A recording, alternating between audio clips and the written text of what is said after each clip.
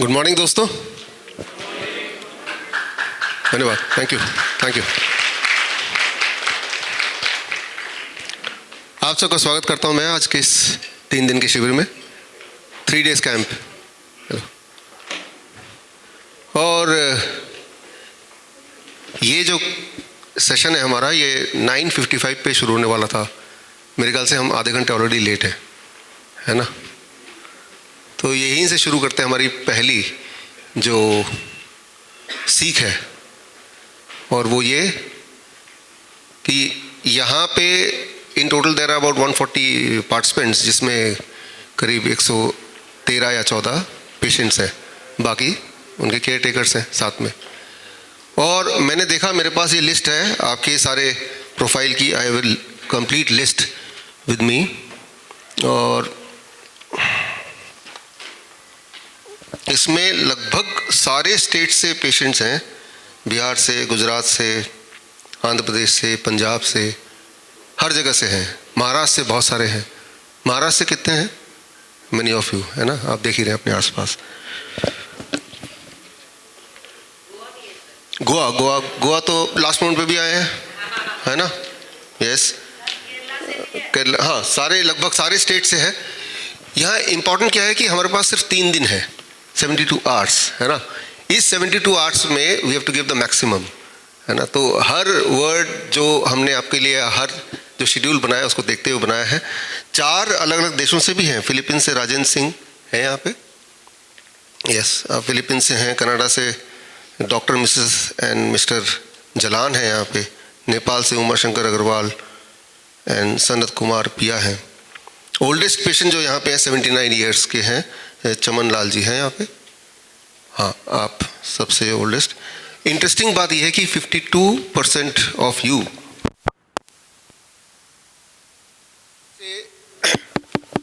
52% ऐसे पेशेंट हैं जो डायबिटीज़ की दवा भी लेते हैं, आधे से ज़्यादा। और 1/3 ऐसे हैं जो ब्लड प्रेशर की दवाई लेते हैं। और ऐसी कोई बीमारी नहीं देखी मैंने जो आपके किसी न किसी के प्रोफाइल में ना हो। कैंसर के करीब 7 लोग हैं यहाँ पे, to be very precise 7 people. Cardiac 14 हैं, किडनी फेलियर के 6 हैं। लगभग हर तरह, सिजोफ्रेनिया, पार्किंसन, डिप्रेशन, स्लीपलेसनेस, हर तरह के एलिमेंट के पेशेंट्स यहाँ पे हैं। इंटरेस्टिंग बात, इम्पॉर्टेंट बात है कि अलग अलग बीमारी, अलग अलग मेडिकल हिस्ट्री, ये 3 दिन में क्या हो पाएगा? ये एक सवाल दिमाग में आपके होना चाहिए या होगा। What we are going to achieve. 3 दिन, घड़ी तो स्टार्ट हो ही गई है, 3 दिन स्टार्टेड ऑलरेडी, राइट। यहाँ पे मैंने देखा है कि आप में से बहुत सारे पेशेंट्स जिसकी मेडिकल हिस्ट्री हमने ली, वो 25 साल 30 साल से बीमार है।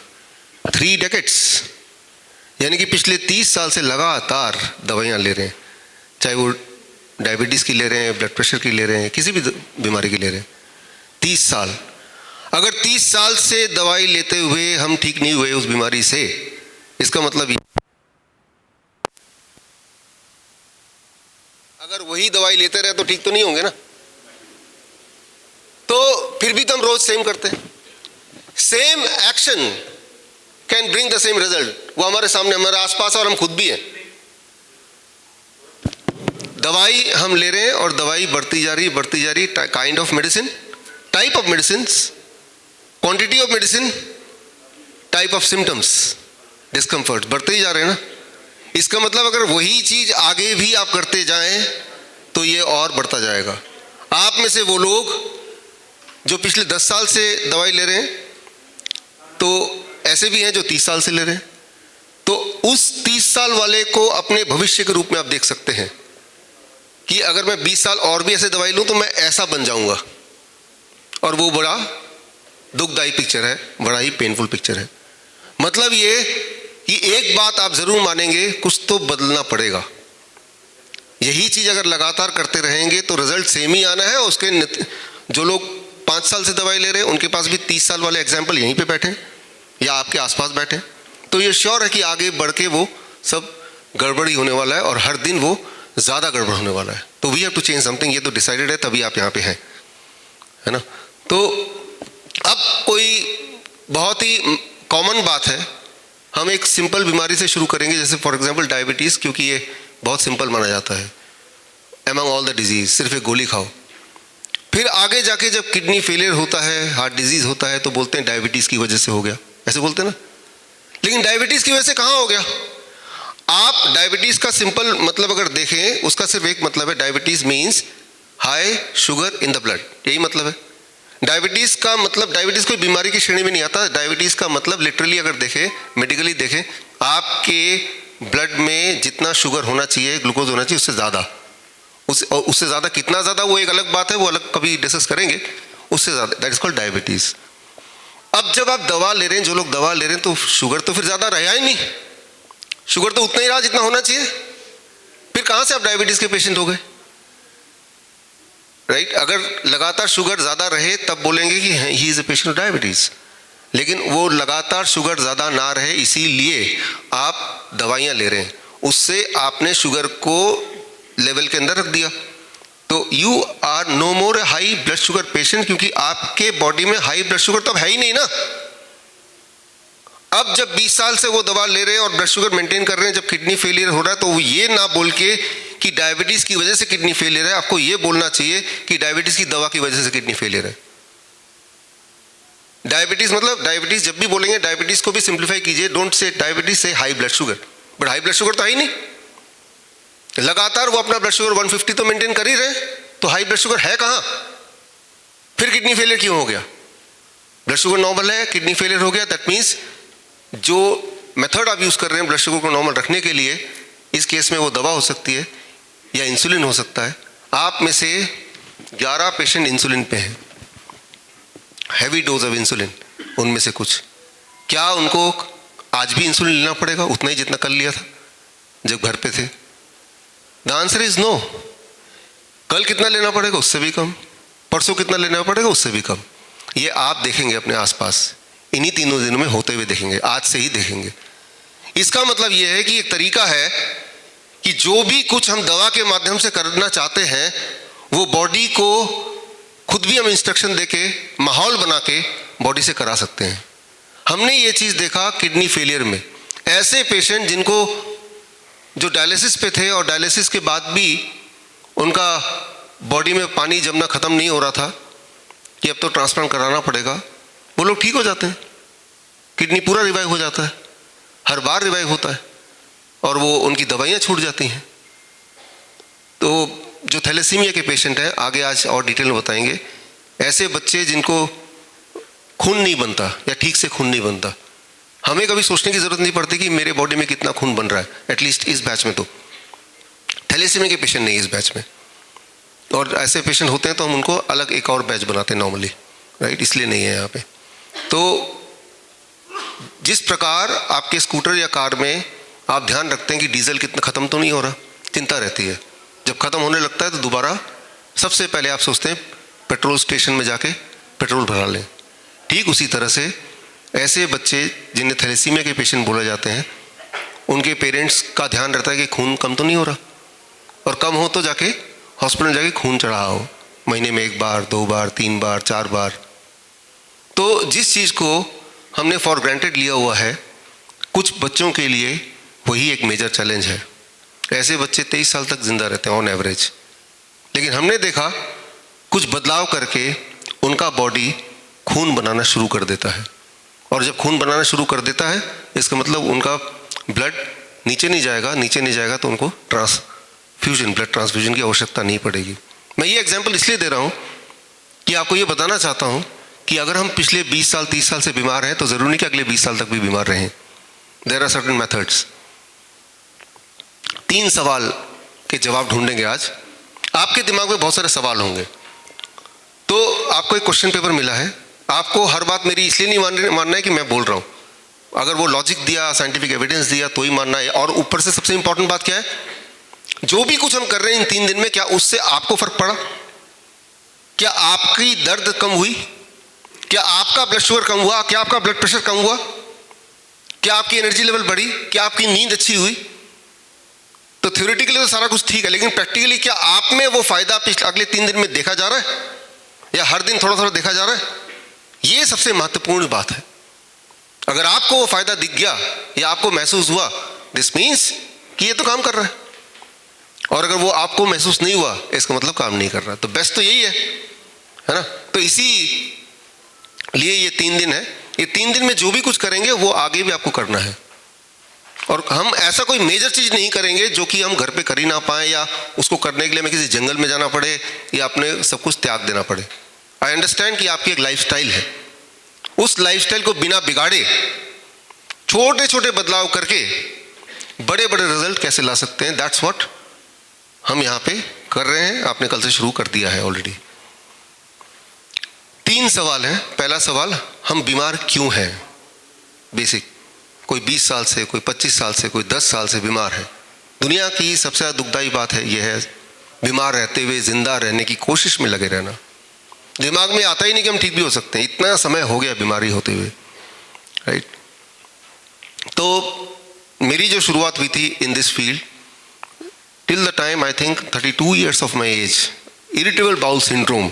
आप में से बहुत सारे लोग हैं इस वाले बैच में इरिटेबल बाउल सिंड्रोम के पेशेंट्स। और मुझे ऐसा लगता था कि इसी के साथ तो जिंदा रहना है, यही मेरी एक तासीर है, I have to live with irritable bowel syndrome. ऐसा बता भी दिया था और मैंने देखा भी, ठीक तो हो नहीं रहा। I have been trying all the things. फिर I started doing research on myself, और 1-2 छोटे छोटे बदलाव किए मैंने। उनमें एक बदलाव जो मैं अभी आपको बता देता हूँ वो ये कि जैसे ही मैंने एनिमल प्रोटीन छोड़ दिया। एनिमल प्रोटीन क्या है? जो भी चीज़ जानवरों से आती है। अच्छा, डेयरी प्रोडक्ट एनिमल प्रोटीन है कि प्लांट प्रोटीन है? हाँ, समझ गए आप। जैसे ही छोड़ा, उस दिन से लेके अबाउट 15 डेज मोर लगा लीजिए, तब से लेके आज, इस साल मैं 50 साल का हो जाऊंगा, दोबारा कभी नहीं हुआ। तो सवाल ये आता है कि अगर वही वाली छोटी सी बात किसी ने मुझे बच्चों ने बता दी होती, राइट, तो यानी कि मेरा वो जो 32 साल खराब हुए वो खराब नहीं होता, अच्छा रहता, हेल्थ अच्छी रहती है ना। बात तो छोटी सी है। तो अब इसका मतलब ये है कि आप में से जो लोग इरिटेबल बाउल सिंड्रोम के पेशेंट हैं, उनको क्लू मिल गया क्या करना है आपको। पहला क्लू तो ये मिल ही गया, राइट। हाँ, ये नहीं करेंगे तो सोल्यूशन नहीं है ना, करना तो पड़ेगा इसको। तो in my life it is 0 animal protein, मतलब जो भी चीज़ जानवरों से आती है वो मैं लेता नहीं। कभी रेयरली कभी ले लिया तो उससे फर्क नहीं पड़ेगा कभी, but it should not be part of a routine. मेरी वाइफ परसों आएगी, वो मेरठ की है यहाँ पे। तो जब से मैंने उसको जाना है, देखा है, उसको हमेशा उसको कफ एंड कोल्ड एक परमानेंट था। तो ऐसा लगता था कि कभी ठीक ही नहीं हो सकता, सारा इलाज करके देख लिया। एक बदलाव किया सिर्फ, और वो ये कि आंवले का 100 ml का जूस कूट के खुद निकाल के, डब्बे वाला नहीं, बोतल वाला नहीं, खुद खाली पेट लिया, करीब 5 से 10 दिन। और इट इज़ 2002 से मैं जानता हूँ उसको, से लेके अब कितने साल हो गए? 20 साल हो गए। दोबारा तो नहीं हुआ। हाँ, खांसी जुकाम कभी कभी होती सभी को, वो अलग बात है, बट वो तो दोबारा नहीं हुआ। तो आपको मैं ये बताना चाह रहा हूँ, इसी प्रकार जितने सारे आपने सारे पेशेंट्स के प्रोफाइल मेरे पास हैं, आपकी जो समस्या वो भी है, हर एक के लिए इसी तरह से छोटे छोटे आसान दिखने वाले, मामूली दिखने वाले कई सारे सॉल्यूशंस हैं। और वो सॉल्यूशन से फर्क एज फास्ट एज इसी 3 दिन में दिखा जा सकता है। और वो क्या है, वही समझने की कोशिश आज अभी करेंगे हम, राइट। अच्छी बात यह है कि आपके आसपास जो बाकी लोग हैं उनकी बीमारियां आपसे अलग भी है, तो आपको ना केवल अपने बारे में जानने को मिलेगा, बाकियों के बारे में जानने को मिलेगा, जिसका फ़ायदा आप घर में जाके पहुंचा सकते हैं अपने दोस्तों को, रिश्तेदारों को, राइट। तो शुरू करते हैं इसमें। होपफुली आपने सर्केडियन रिदम, या मैंने एक वेलकम वीडियो था आपको भेजा गया था, आपने पढ़ा, देखा होगा उसको। वो ज़रूरी है, that was a pre training, ताकि आपके दिमाग में ऑलरेडी कुछ ना कुछ इन्फॉर्मेशन हो, उससे ये प्रोग्राम आसान हो जाएगा, इट विल बी ईजी। सवाल पहला कि हम बीमार क्यों हैं? लगातार बीमार हैं, वो तो आपने आपके प्रोफाइल में अपने सबने लिखा ही है, 10 साल, 15 साल, 20 साल। दूसरा, ठीक क्यों नहीं हो रहे, अगर हैं भी तो। तीसरा, ठीक कैसे हों? यही 3 सवाल के जवाब हम ढूंढने की कोशिश करेंगे। इसको ढूंढने के लिए पहले सवाल को कि हम बीमार हैं ही क्यों at the very first place, तो वो एक क्लॉक है, हाँ, सर्केडियन क्लॉक, वो आप लोगों में भी डिस्ट्रीब्यूट कर देंगे और उसके माध्यम से will try to understand the first thing. और मेरे पास भी एक पिटारा है, ये भी निकाल लेता हूँ। इसमें बहुत सारी चीज़ें जादूगर की तरह होता ना, आपको समझाने के लिए मैं बहुत कुछ लाया हूँ और देखते हैं उसके माध्यम से आप समझ पाते हैं कि नहीं, कितना समझ पाते हैं।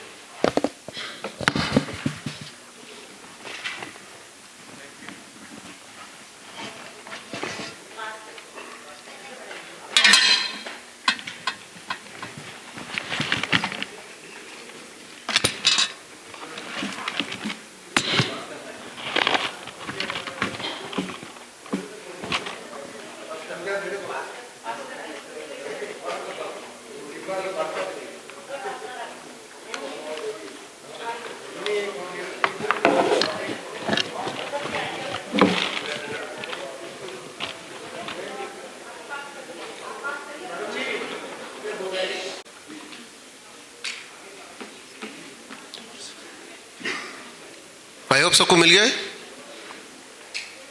आपके सबके पास यहाँ फर्स्ट बैच में यहाँ नहीं मिला,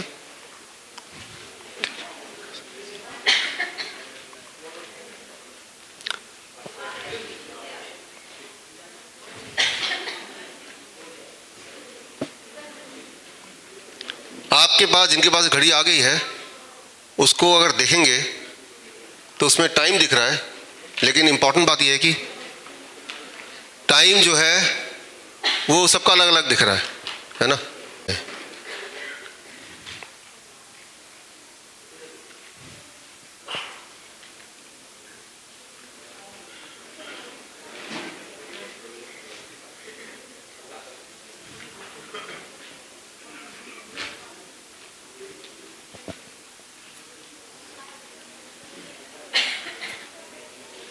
कोई 3-4 बीमारी एक साथ है तो इनका इलाज भी अलग अलग होना चाहिए, एक साथ कैसे ठीक होंगे कि नहीं होंगे, तो इसका भी जवाब आपको साथ साथ मिलने वाला है। इस वक्त आपके हाथ में एक घड़ी है, इसे बोल सकते हैं हम सर्केडियन ट्रायंगल वॉच। एक खास तरह की घड़ी आप सबके हाथ में है और टेबल क्लॉक है। इसमें सबसे अनयूजुअल बात यह है कि सबके टाइमिंग एक दूसरे से अलग अलग है, रियल टाइम किसी का भी नहीं है। यह आपने अभी महसूस किया, किसी के घड़ी में 2 बज रहे हैं, किसी के घड़ी में 10 बज रहे हैं, है ना। अब इंपॉर्टेंट बात यह है, इमेजिन कीजिए एक सिचुएशन कि आपके पास टाइम को देखने के लिए सिर्फ एक ही तरीका है, वो है सीए घड़ी, और आपके पास कोई और घड़ी नहीं है, कोई और रेफरेंस पॉइंट नहीं है अपने टाइम को मैनेज करने के लिए। आप सिर्फ इसी घड़ी को देख के ही आप सब कुछ टाइम को आप टाइम का रेफरेंस आप लेंगे कि अभी कितने बजे होंगे।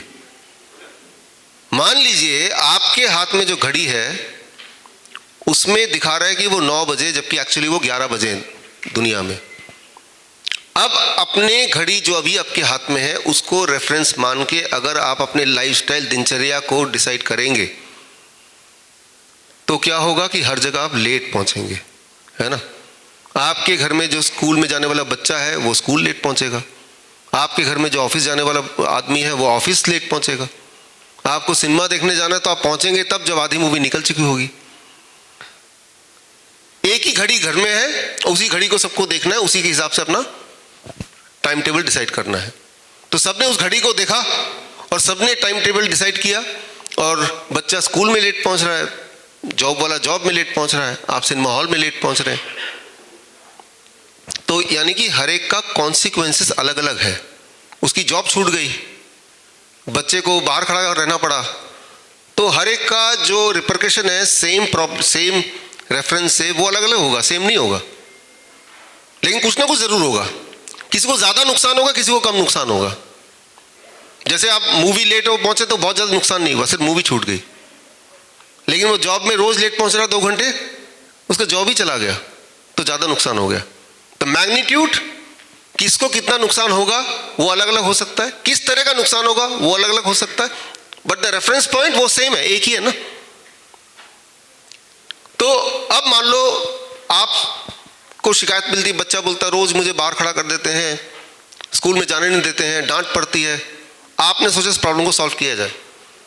बाहर खड़ा कर देते हैं, डांट पड़ती है, घुसने नहीं देते। These are all symptoms.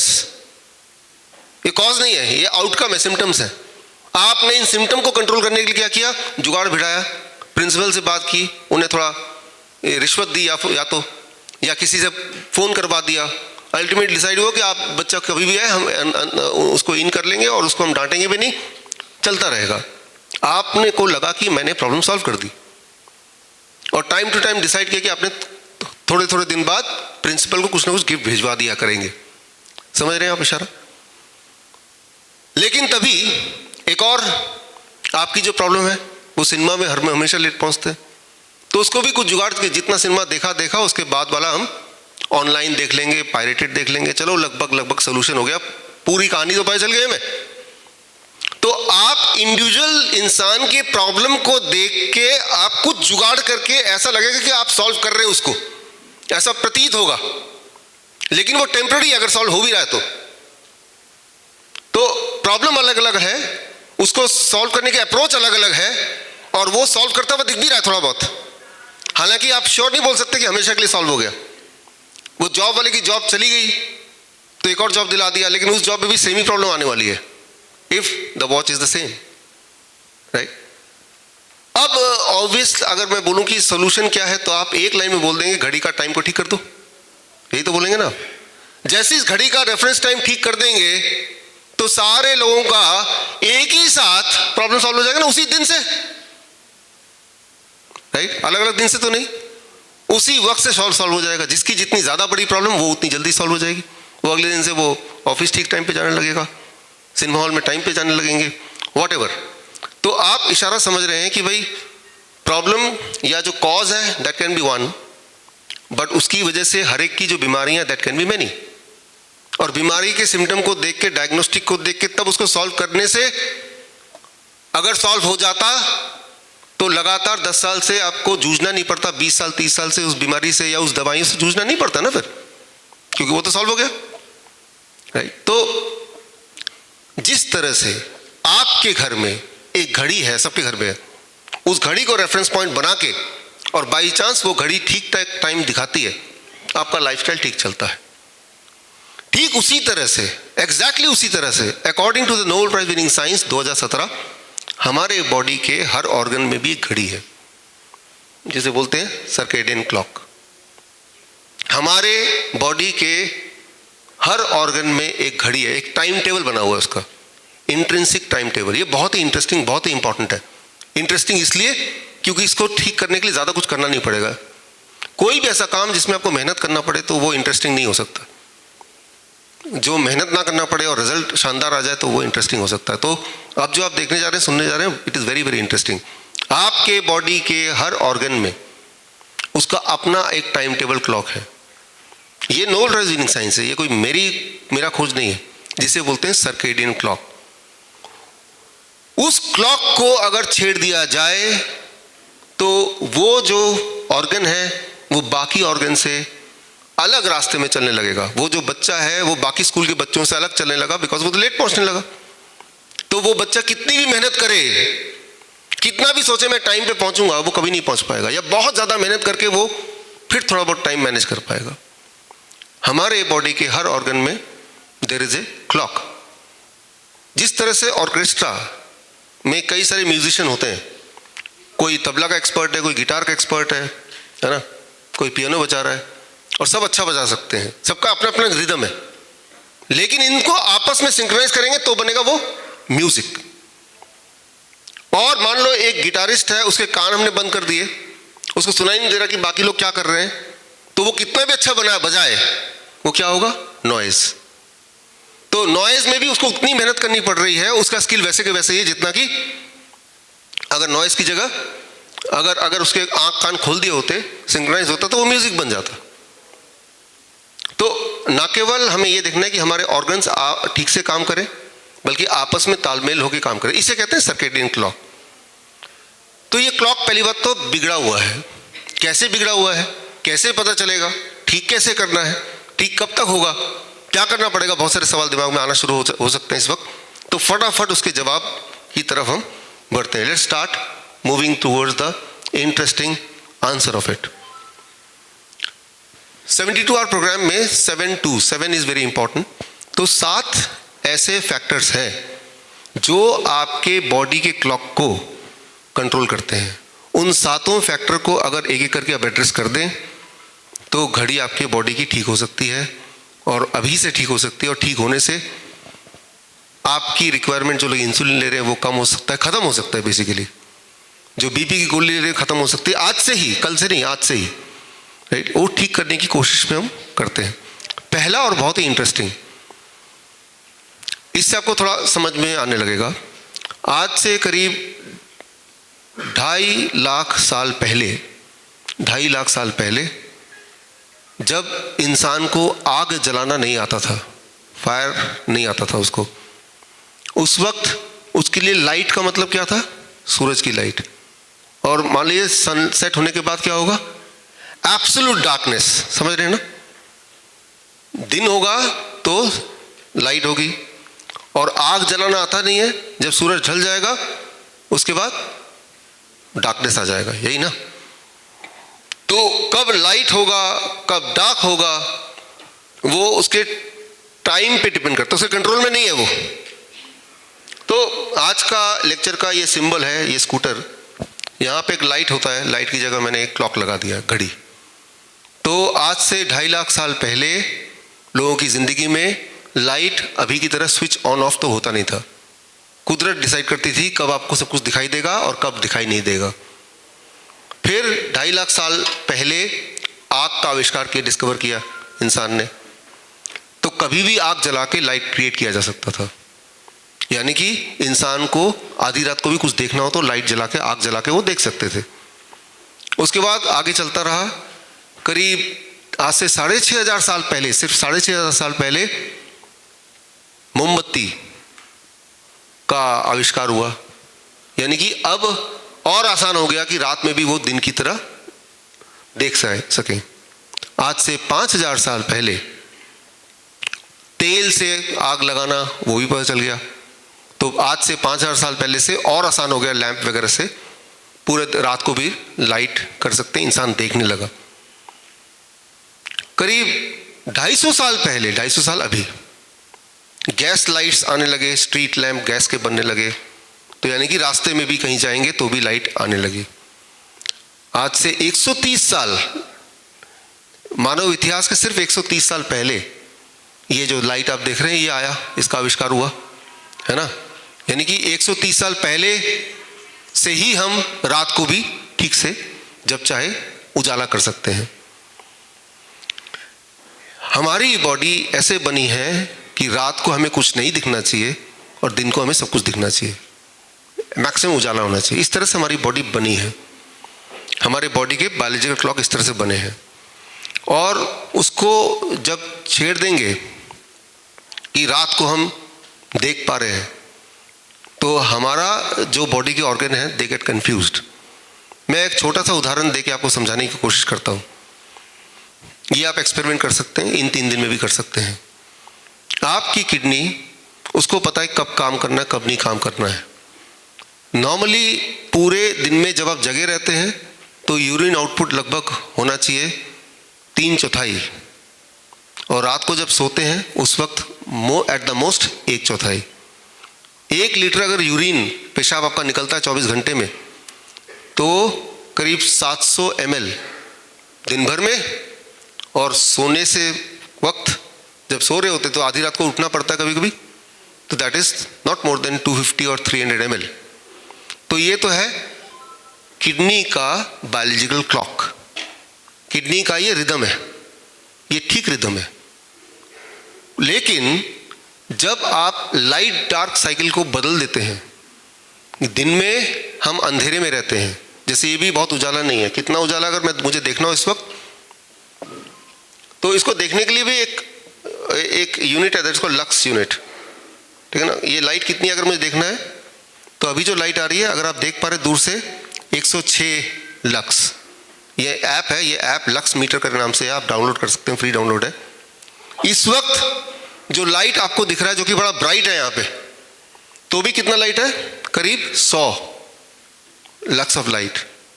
इस वक्त बाहर निकल के जाएंगे आप कितना लाइट होगा? 1,00,000 लक्स। समझ रहे हैं? अभी कितना है? 100। बाहर निकलते कितना हो जाएगा? 1,00,000। तो हम इंसान डार्क में रहते हैं अभी, राइट, जबकि अभी ब्राइटनेस चाहिए। रात को, शाम को जब दिन ढल जाता है तब हम क्या करते हैं? आदत से मजबूर फेसबुक व्हाट्सएप देखते ना, ब्राइट स्क्रीन, राइट। अब ये ब्राइट स्क्रीन है, इसके अगर पास ले जाता हूं मैं, आप नहीं देख पाएंगे लेकिन मैं देख पा रहा हूं। अभी हो गए करीब 1300 लक्स। ये ऐप डाउनलोड करके आप भी आके बाद में देख सकते हैं। ये बढ़ता जा रहा है अब।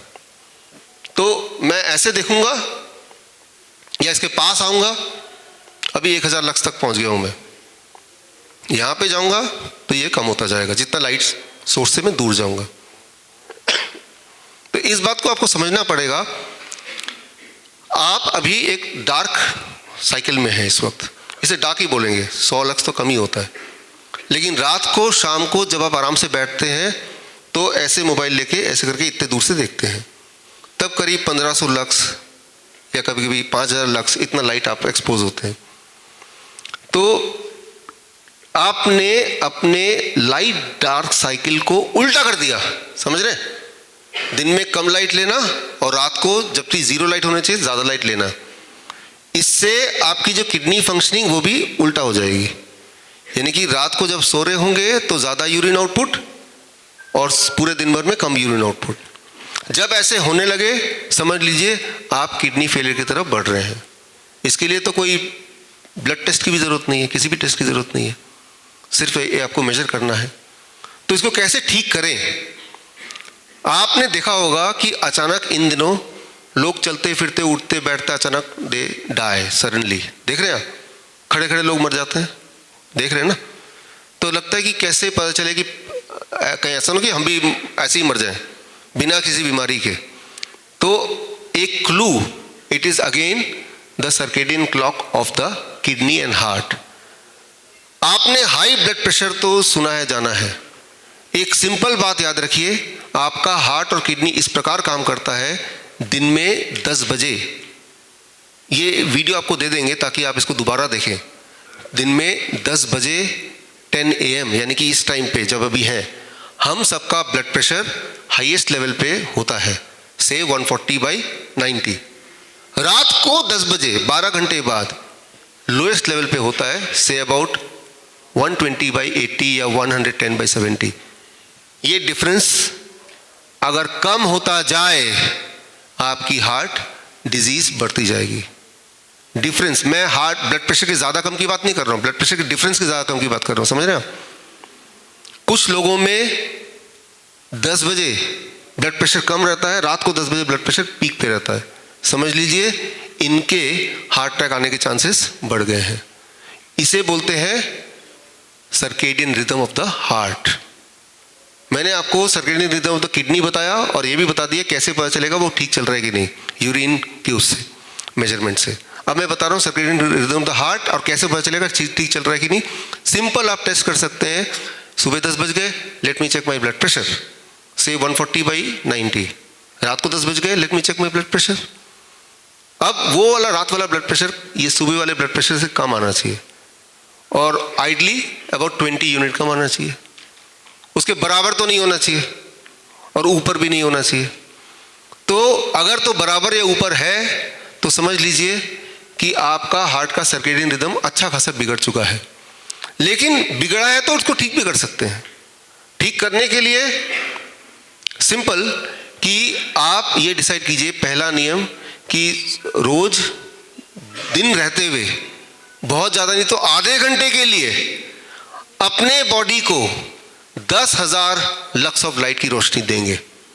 आधे घंटे के लिए 10,000 लक्स ऑफ लाइट की रोशनी देने के लिए सिर्फ इतना करना है कि जब आप लंच या ब्रेकफास्ट कर रहे होंगे तो खिड़की के पास बैठ के, खिड़की खुली होगी।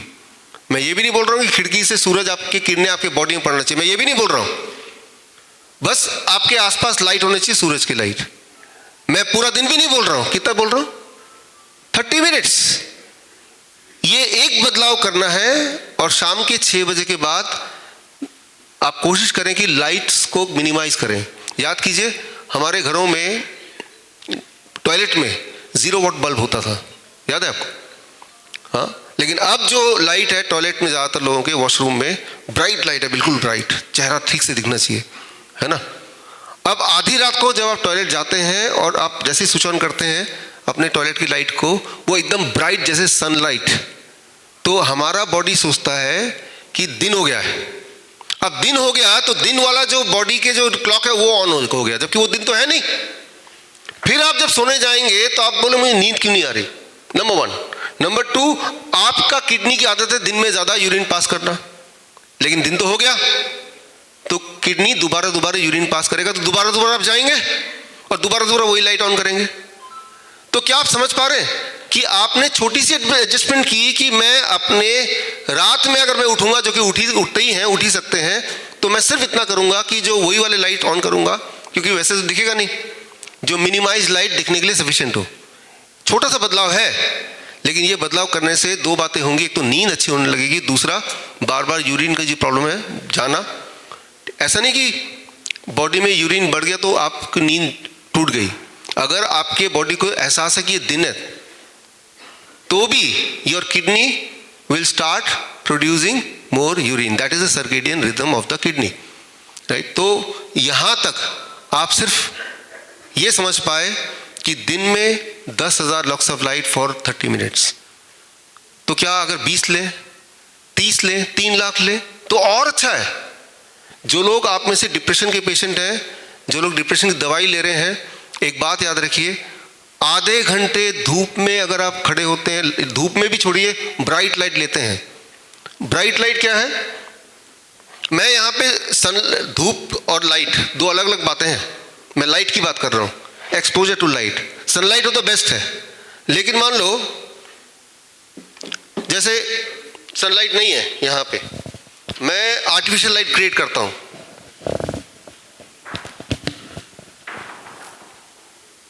ये आर्टिफिशियल लाइट क्रिएट कर दी मैंने। ऐसे देश हैं जहाँ सनलाइट होती ही नहीं है, बहुत कम होती है। वो लोग क्या करते हैं, इस तरह से आर्टिफिशियल लाइट क्रिएट कर देते हैं, बड़े लाइट अपने आसपास रखते हैं। अब मैं इसको यहाँ पे रखा और अब मैं अगर मैं अपना मेजर करता हूँ how much lux of light, so when I now it is about 5000 lux of light, ठीक है ना। दूर करूँगा तो ये कम हो जाएगा डेफिनेटली। तो मैं आपको उदाहरण देना चाह रहा हूँ कि मैं धूप की बात नहीं कर रहा हूँ, धूप तो सबसे अच्छा है ही, मैं सिर्फ इतना बात कर रहा हूँ कि अभी सिर्फ लाइट पे हम, एक्सपोजर टू लाइट। आपके आसपास कोई ऐसा पेशेंट हो जो डिप्रेशन का मरीज हो, घर में कोई ऐसा हो, अगर कुछ भी करके आप ये इंश्योर करें कि सुबह उनको लाइट में ले जाएं, घर में लाइट बढ़ा दें, उनका लंच का टेबल, ब्रेकफास्ट का टेबल लाइट सोर्स के पास हो, तो that is equivalent to taking a depression medicine, right. Depression की मेडिसिन में जितना जो मेलेटोनिन बनता है वो बॉडी बनाने लग जाएगी सिर्फ लाइट सोर्स को बढ़ा देने से। और ये डिप्रेशन के पेशेंट के लिए नहीं है, सभी के लिए है, क्योंकि दिन में लाइट ज़्यादा, रात में लाइट कम। जैसे ये करेंगे आपकी नींद अच्छी आने लगेगी। और आप सबको पता है कि नींद अच्छी आएगी तो बहुत सारी प्रॉब्लम वैसे ही सॉल्व हो जाती है। नींद अच्छे आने का मतलब ये भी कि आप बार बार उठ नहीं रहे टॉयलेट के लिए, that means kidney also must be working fine, यही मतलब हो ना इसका। सो इसके और हम डिटेल में जाएंगे लाइट्स के। आज हम बेसिक समझने की कोशिश कर रहे हैं। इसका मतलब ये भी हुआ कि आज भी यहाँ से जब मौका मिले आपको बाहर, तो try to be under the sunlight. ज़्यादा धूप लगे तो छाए में है लेकिन लाइट दिख रही नहीं आपको, that will make lot of difference.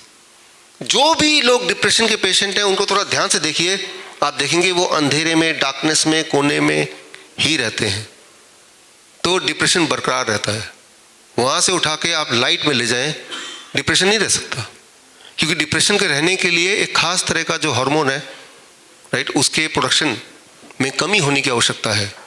जैसे वो प्रोडक्शन होने लगेगा, इंसान के जो डिप्रेशन की जो एक तासीर है वो कम हो ही जाएगी। दवा से जैसे एक दिन में फ़र्क पड़ता है तो इससे भी फर्क पड़ जाएगा without any side effect. So that is called light dark cycle. यानी कि जैसे मुझे पता है मुझे ऑफिस में बैठना ही बैठना है, मुझे अपने रूम में, तो बस मैं लाइट को बढ़ा दिया मैंने, और शाम के 6 बजे के बाद बैठना तो अलग सेट ऑफ लाइट है, उसको कम कर दिया मैंने। अगर मुझे ज़्यादा काम करना है लैपटॉप वाले तो मैं दिन में कर लूँगा, एक्सपोजर टू स्क्रीन्स। कभी कभी नहीं भी कर पाते हैं, इट्स ओके, बट दिमाग में तो रखूंगा, मुझे करना है ना। तो this is the first thing. ये इतना आसान है, लगता है इससे क्या होने वाला है, लेकिन ये करके देखेंगे तो पता चल जाएगा कि it will make lot of difference. हमारे बॉडी के जितने सारे ऑर्गन हैं उनको जो क्यू मिलता है, क्लू मिलता है, जिस तरह से, मैं आपको एक एग्जांपल देके बताता हूँ। आप किसी भी देश में जब उतरते हैं, जैसे आप मोबाइल को ऑन करते हैं तो मोबाइल इंटरनेट में जाते ही क्या करता है, वहाँ के देश का टाइम ले लेता है ना, कैच कर लेता है उसी वक्त। अब आप वो वाले टाइम फ्रेम में, टाइम जोन में आ गए। ठीक उसी तरह से जब आपकी आंखें लाइट से एक्सपोज होती है तो बॉडी के जो अंदर के ऑर्गन है वहाँ से क्यू लेते हैं कि ये दिन है कि रात है। और बॉडी में सेटिंग है कि जैसे दिन में कॉर्टिसोल नाम का एक हार्मोन को ज़्यादा प्रोड्यूस करना है और रात में मेलेटोनिन नाम का हार्मोन को ज़्यादा प्रोड्यूस करना है। तो लेकिन वो कब दिन है कब रात है कौन बताएगा बॉडी को, वो ये लाइट बताएगी। और लाइट का एक्सपोजर का रिस्पॉन्सिबिलिटी किसकी है, वो हमारी है। तो आप यहाँ पे देखें कि इंसान जैसे जैसे मॉडर्न होता जा रहा है वैसे वैसे वो बीमार भी पड़ता जा रहा है। बिकॉज नेचर का जो रिदम है उस रिदम में हम अपना टांग अड़ा रहे हैं एक तरह से, राइट। तो कोशिश ये होनी चाहिए, सनसेट हो गया, now you should be in minimum light. At least कोशिश कर सकते हैं जब तक हम पूरी तरह ठीक ना हो जाए। जिसको बॉडी में बहुत ज़्यादा पेन है, जिसको नींद नहीं आती, जो डिप्रेशन में है, स्लीपलेसनेस की प्रॉब्लम, इंसोम्निया है, उन लोगों को तो करना ही चाहिए। But this is just the first thing. अब मैंने आपको बताया स्लीप का कार्ड डिस्ट्रीब्यूट करना है। नींद का एक बहुत, यू कैन डिस्ट्रीब्यूट, ये कार्ड आपके बड़े काम आएगा। और याद कीजिए या सोचिए ज़रा, जब लाइट नहीं हुआ करता था, फायर नहीं हुआ करता था, इंसान तब रात को कुछ दिख नहीं रहा तो इंसान के पास बचेगा क्या, वो सो जाएगा, रिटायर करेगा, दिन में फिर अपने आप उठ जाएगा। सवाल आता है कितने घंटे की नींद होनी चाहिए टू रिमेन हेल्दी। जब हम सोते हैं तो हमारे बॉडी के अलग अलग ऑर्गन वो कुछ ना कुछ अलग अलग एक्टिविटीज करते हैं to reset the biological clock.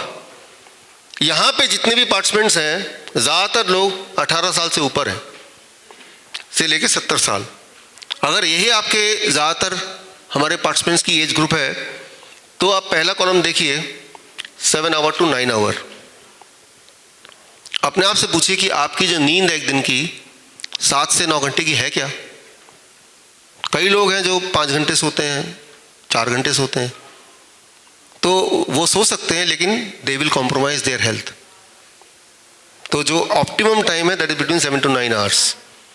6 घंटे से कम या 11 घंटे से ज़्यादा अगर सोएंगे यानी कि आप अपना सर्केडियन क्लॉक को बिगाड़ रहे हैं। ये हो सकता है बहुत लोगों के लिए वो ऑलरेडी इस ब्रैकेट में सो रहे हो तो ये पॉइंट डिस्कस करने की आवश्यकता भी नहीं, लेकिन मैं सारे पॉइंट डिस्कस करूंगा, आपको पता चलेगा कि आपको कौन कौन से पॉइंट में करेक्शन लानी है, इसीलिए सारे पॉइंट आने ज़रूरी हैं।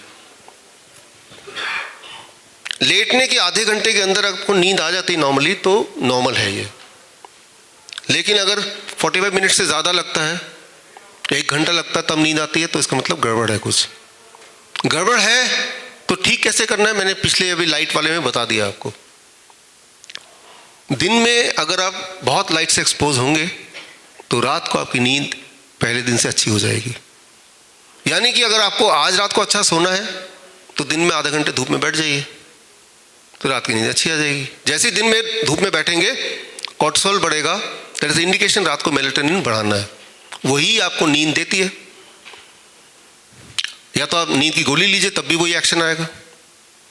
धूप में आधे घंटे सनलाइट एक्सपोजर या light exposure, light exposure for 30 minutes, just 10,000 lux of light is equal to 1 sleeping pill, right.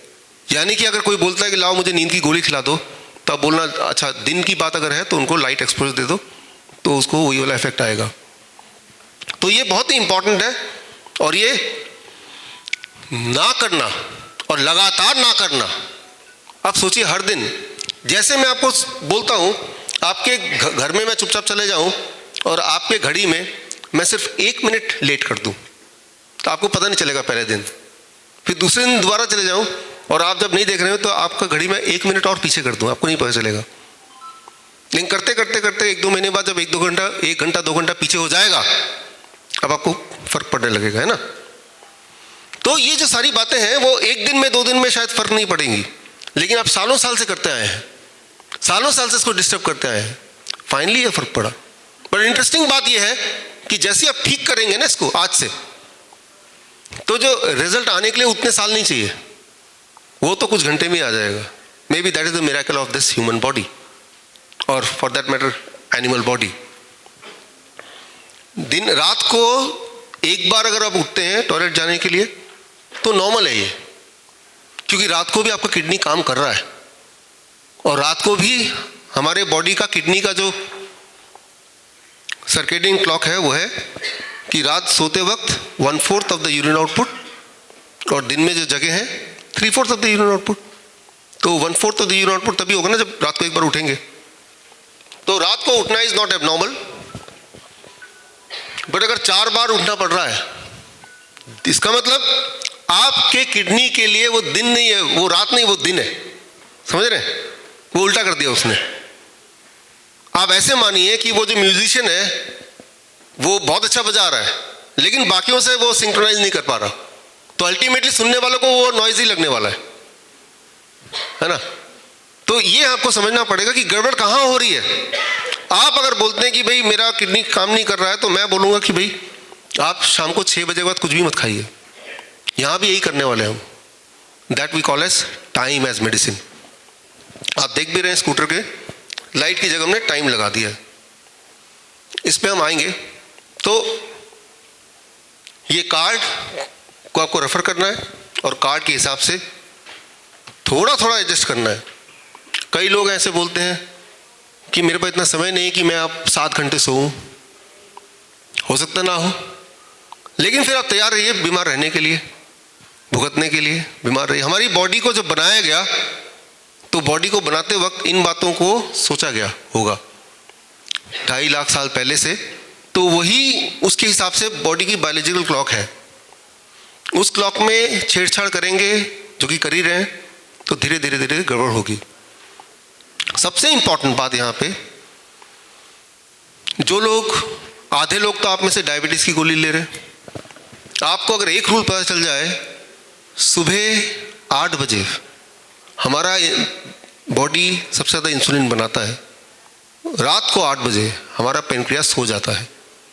तो जब वो सो गया तब अगर कुछ खाएंगे तो बॉडी एब्जॉर्ब नहीं करेगा या कम एब्जॉर्ब करेगा, और फिर हम बोलेंगे हम डायबिटीज़ के पेशेंट हैं, फिर अगले दिन का ब्लड शुगर ज़्यादा दिखेगा।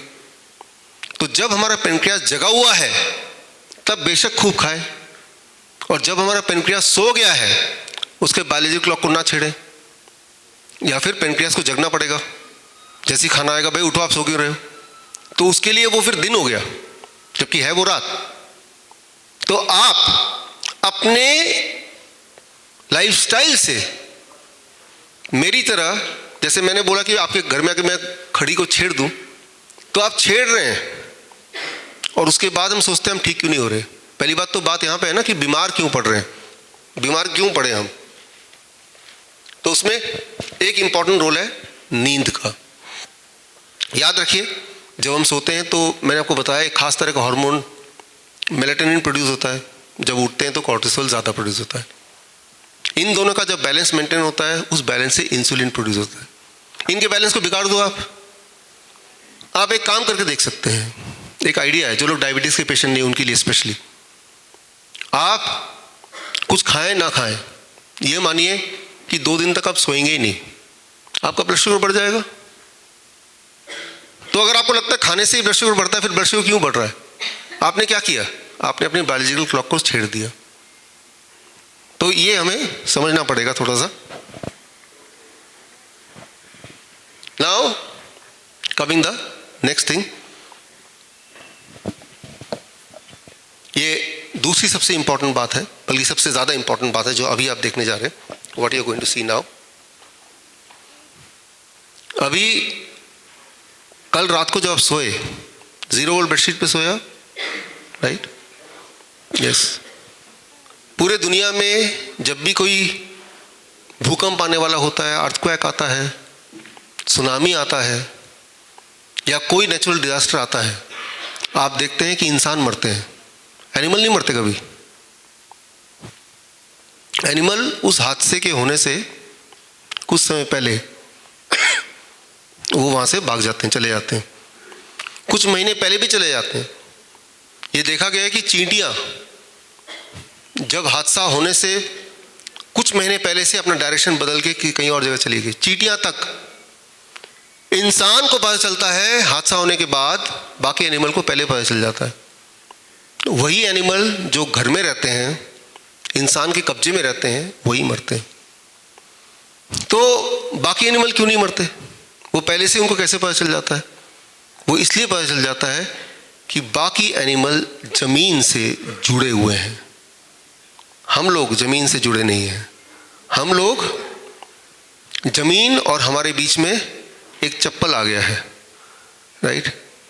तो contact with the earth plays an important role. आप जो जीरो वोल्ट बेडशीट पे कल आप लेटे या आज भी अभी जो बैठे हैं, दिस इज योगा मैट, आप देख रहे हैं। तो अब ये योगा मैट जो देख रहे हैं, इसमें तारे लगी हुई हैं, आपके पैर, नंगे पैर हैं, इस पे लगे हुए हैं, और ये जो तार है इसका दूसरा छोर नीचे जा रहा है दरवाजे से या खिड़की से, और जाके जमीन के नीचे जाके वो 1 फीट नीचे तक वो चला गया है। फॉर एग्जाम्पल,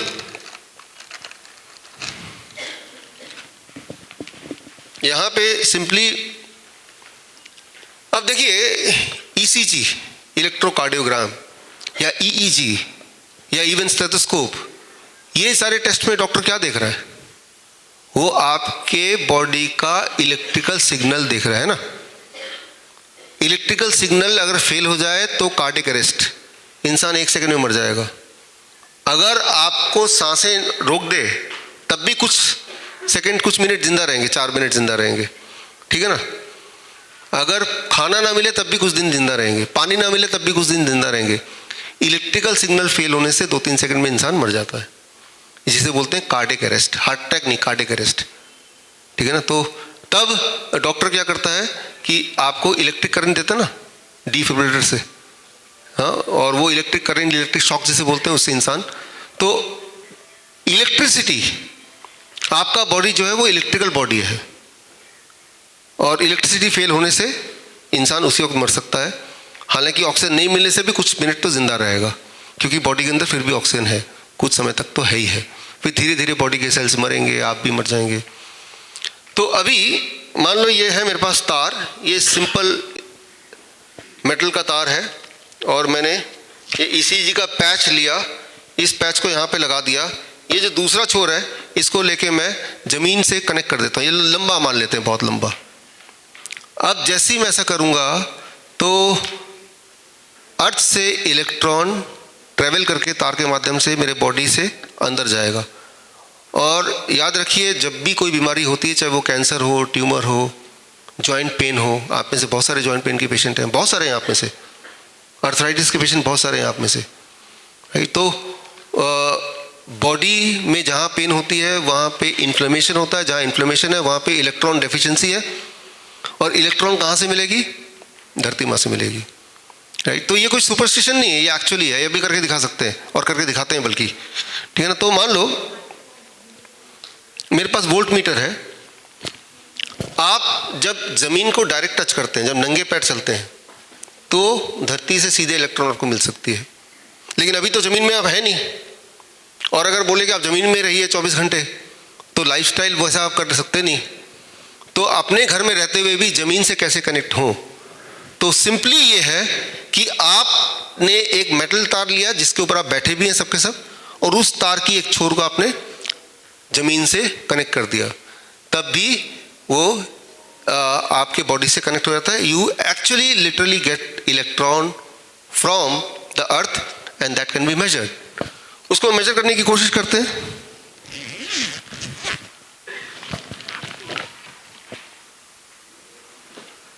और ऐसे एक और भी है,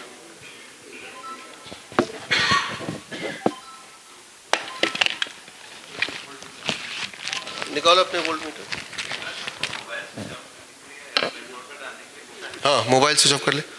ये रेडी है, ऑन है, ठीक है। तो ये वोल्ट मीटर है, लाइए इसका अर्थ का पॉइंट कहाँ है? अच्छा ये है, हाँ यहाँ पे भी है। हाँ। अब देखिए ये वोल्ट मीटर है और आप सबकी बॉडी में कोई ना कोई वोल्टेज होती है एट दिस टाइम ऑल्सो। कितनी वोल्टेज है कोई देखना चाहेगा? आप देखना चाहेंगे? ये तार आगे नहीं आएगी? आइए आइए, आ जाएगी ना थोड़ा सा, ठीक है ठीक है। अब आप लाल वाले को अपने हाथ में पकड़िए। लाल वाले को अपने हाथ में पकड़ रहे हैं तो आपका जो बॉडी का वोल्टेज है that is 0.027। This is the voltage of your body. याद रखिए जब बॉडी में बैठिए, मैं आ रहा हूँ, आई एम कमिंग देयर। एक एग्जांपल से काफ़ी होगा, हमें बहुत कुछ करना है, इसके बाद आराम से कर सकते हैं सब लोग। लेट मी कंप्लीट तब। बैठिए, बैठ जाइए। मैं ये बताना चाह रहा हूँ आपको, जब आपके बॉडी में वोल्टेज होगा, जितना ज़्यादा वोल्टेज होगा उतनी आपकी इम्यूनिटी कम होगी, और जितनी इम्यूनिटी कम होगी नीडलेस से उतना बीमार रहेंगे। अगर इनकी इम्यूनिटी मुझे बढ़ानी है तो इनके बॉडी के वोल्टेज को मुझे जीरो करना पड़ेगा। जीरो वोल्टेज, कितना वोल्टेज है अभी? 29। कितना करना पड़ेगा? जीरो। ठीक इसी तरह से आप जब टेस्ट करेंगे, इस लेक्चर के बाद आप टेस्ट कर सकते हैं बारी बारी से, बिकॉज मैं देख रहा हूँ क्यूरियोसिटी है, ठीक है ना। तो इनके बॉडी को जीरो करने के लिए, वोल्टेज को जीरो करने के लिए आप चल के आइए, आप वहीं रहिए, आप चल के आइए, अपने इसके ऊपर पैर रख दीजिए ज़रा। अब पैर रखते हैं, कितना वोल्टेज हो गया? 0 वोल्ट हो गया। दिख रहा है जिनको दिख रहा है? अब वापस आइए यहाँ पे, अब कितना वोल्टेज है? दोबारा बढ़ गया, पहले इतना हो गया। तो सिंपली आप क्या कर रहे हैं? दोबारा वहाँ जाइए, जीरो आ गया, राइट। तो 0 वोल्ट कैसे हुआ? क्योंकि आप अर्थ से कनेक्टेड है। कैसे हुआ? क्योंकि अर्थ से इलेक्ट्रिक इनके बॉडी में जा रहा है, इलेक्ट्रॉन जा रहा है बॉडी में। तो ये जो आपके नीचे जो योगा मैट लगे हुए हैं, ये स्पेशल पर्पस है। सॉक्स उतार के, जूते उतार के पैर उसमें रखिए, राइट। तो आप 0 वोल्टेज पे सब लोग इस वक्त, all of you are at 0 voltage at this moment. रात को जब सोते हैं तो आपकी वोल्टेज कितनी उस वक्त? अभी योगा ये बेडशीट पे 0 वोल्टेज। तो ऐसे में नींद अच्छी आती है, ऐसे में पेन चला जाता है, इन्फ्लेमेशन कम हो जाता है, घाव ठीक होने लगता है। अब मान लो मुझे अपना वोल्टेज देखना हो तो मेरा वोल्टेज भी लगभग इनके वोल्टेज इतना है 23। मैंने चप्पल पहना हुआ है, अगर चप्पल पहन के मैं पैर रखूं, देखिए आप कितना हो गया? 0 हो गया, है ना? 0 हो गया। मैंने तो चप्पल पहना हुआ है, मैंने ना जुगाड़ किया है। मेरे चप्पल अगर देखेंगे तो मेरे चप्पल के नीचे एक तार लगा दिया है और वो तार इनके तार से कनेक्ट होता है। तो मैंने अपने लिए चप्पल ही बना दिया कि मुझे चप्पल भी ना उतारना पड़े। घास पे जब चलेंगे आप तो नंगे पैर चलना पड़ेगा, लेकिन अब हमारी आदत तो है नहीं नंगे पैर चलने की। आइडिया तो ये है ना कि घास से में कनेक्ट होना है। तो मैंने अपने लिए चप्पल बना दिया और चप्पल के नीचे अगर देखेंगे कॉपर का एक वो तार है, देख रहे हैं? एक चिप है और वो एक तार से कनेक्टेड है और वो तार मेरे फीते में लगा हुआ है। तो जुगाड़ हो गया। किसी को चाहिए? इसका एक बिजनेस हो सकता है, आगे करेंगे इसका बिजनेस। फिलहाल तो हमने अपने लिए बनाया है, ठीक है, थैंक यू। ये आप बाद में जिनको क्यूरियोसिटी है इसको समझ सकते हैं। अभी हम आगे बढ़ते हैं, कल का दिन भी हम समझाएंगे, लेकिन हम इस सारे टॉपिक को धीरे धीरे एक बार कवर कर लेते हैं।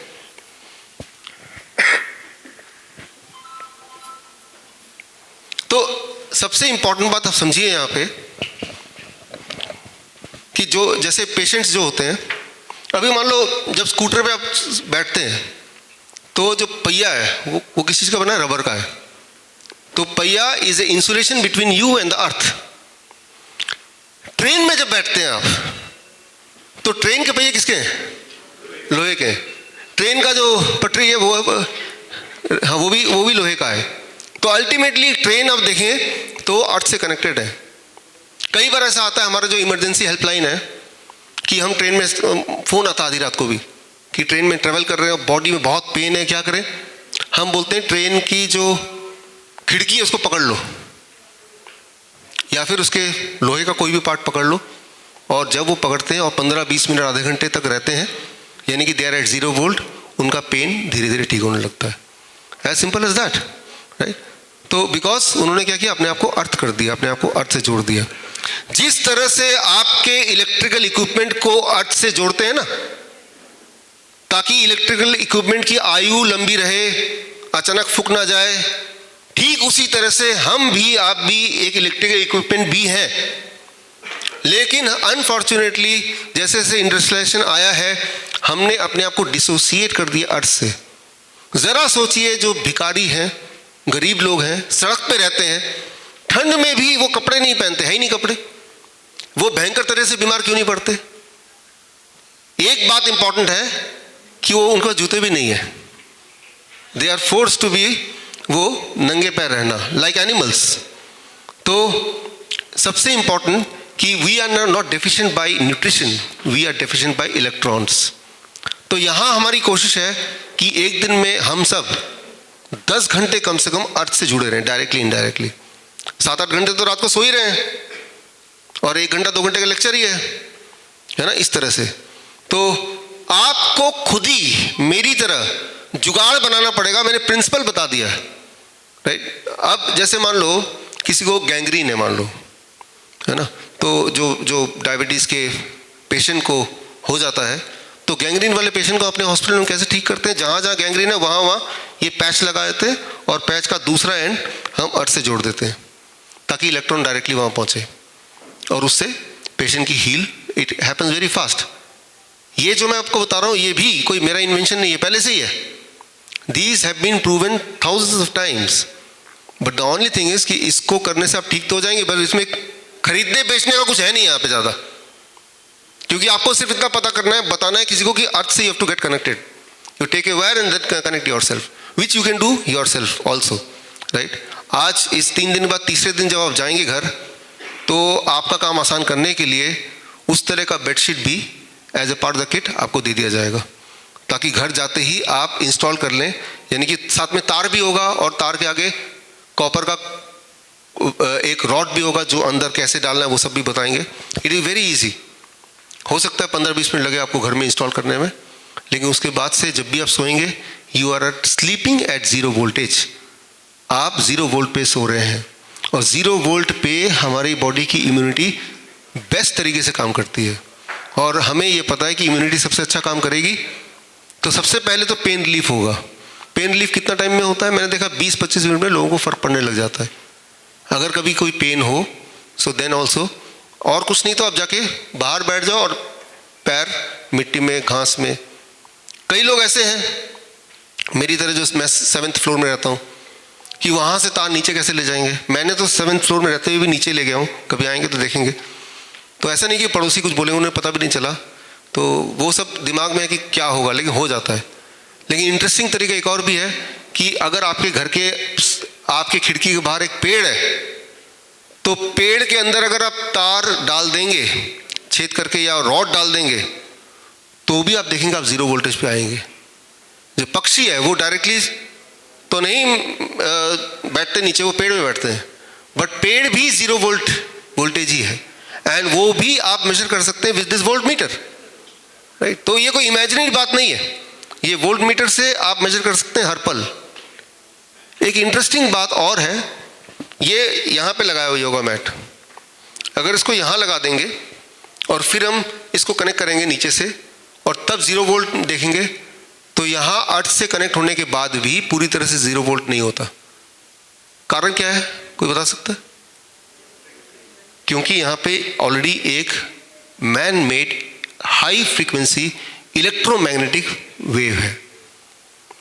इस इलेक्ट्रोमैग्नेटिक वेव की वजह से अर्थ का जो इलेक्ट्रॉन है वो भी पूरा नहीं हो पा रहा, इसलिए नीचे वो लगाया हुआ डेमो के लिए। यहाँ लगाते तो वो 0 वोल्ट नहीं आएगा, ये भी करके देख सकते हैं। बताना मैं ये चाह रहा हूँ कि अगर आप चाहते हैं, कई लोगों को कान में आवाज़ें आती हैं, ऐसे ही गूंजने की आवाज़, टेनिटस बोलते हैं, सुना कभी ऐसे, है ना। तो कई लोगों को सुबह उठते हैं बड़े सिर में दर्द रहता है, या बहुत आलस फील होता है ना, तो अगर आप चाहते हैं कि बहुत आलस हो, सिर में दर्द हो, कान में गूंजने की आवाज़ हो, तो आप एक काम कर सकते हैं। अगर ऐसा चाहते हैं कि ऐसा हो जाए, आप जहाँ सोते हैं उसके साथ जो प्लग है, उस प्लग में मोबाइल चार्ज करने रख दीजिए, जो कि रखते ही है।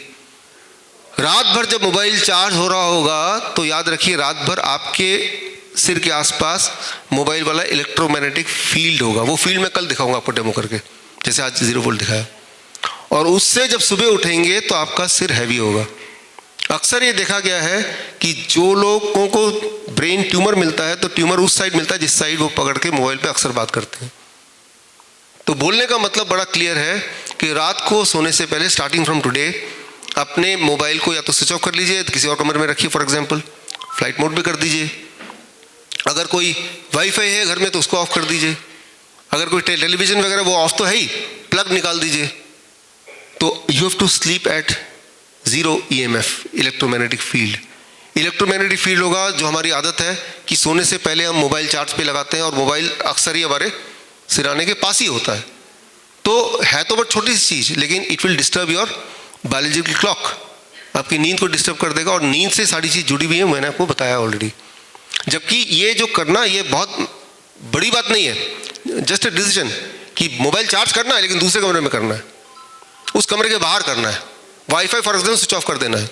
ये छोटे छोटे चेंज से भी, जो हमें सुबह उठ ही नहीं पाते हैं, नींद आने लगती है, फ्रेश फील नहीं करते, so that is a high electromagnetic field. और उसका एक सैंपल तो आप खुद भी देख सकते हैं कि यहाँ पे 0 नहीं हो सकता, हाई इलेक्ट्रोमैग्नेटिक फील्ड। तो खैर, अभी तो ये ट्रेनिंग चल रहा है, तो हम थोड़ी देर के लिए इसको यूज़ कर रहे हैं, लेकिन अगर रोज ही यूज़ करना पड़े इसको, तो ये हमारे बॉडी के लिए खतरा हो सकता है, या यहीं पे सोना पड़े हमारे बॉडी के लिए डेंजर हो सकता है। तो क्योंकि ये इनविजिबल है, तो हमारा ध्यान नहीं गया, और ध्यान दिलाने वाले भी कोई भी नहीं है, क्योंकि ध्यान दिलाने से कुछ होने नहीं वाला, बिजनेस वाइज कुछ फ़ायदा नहीं होने वाला, राइट। तो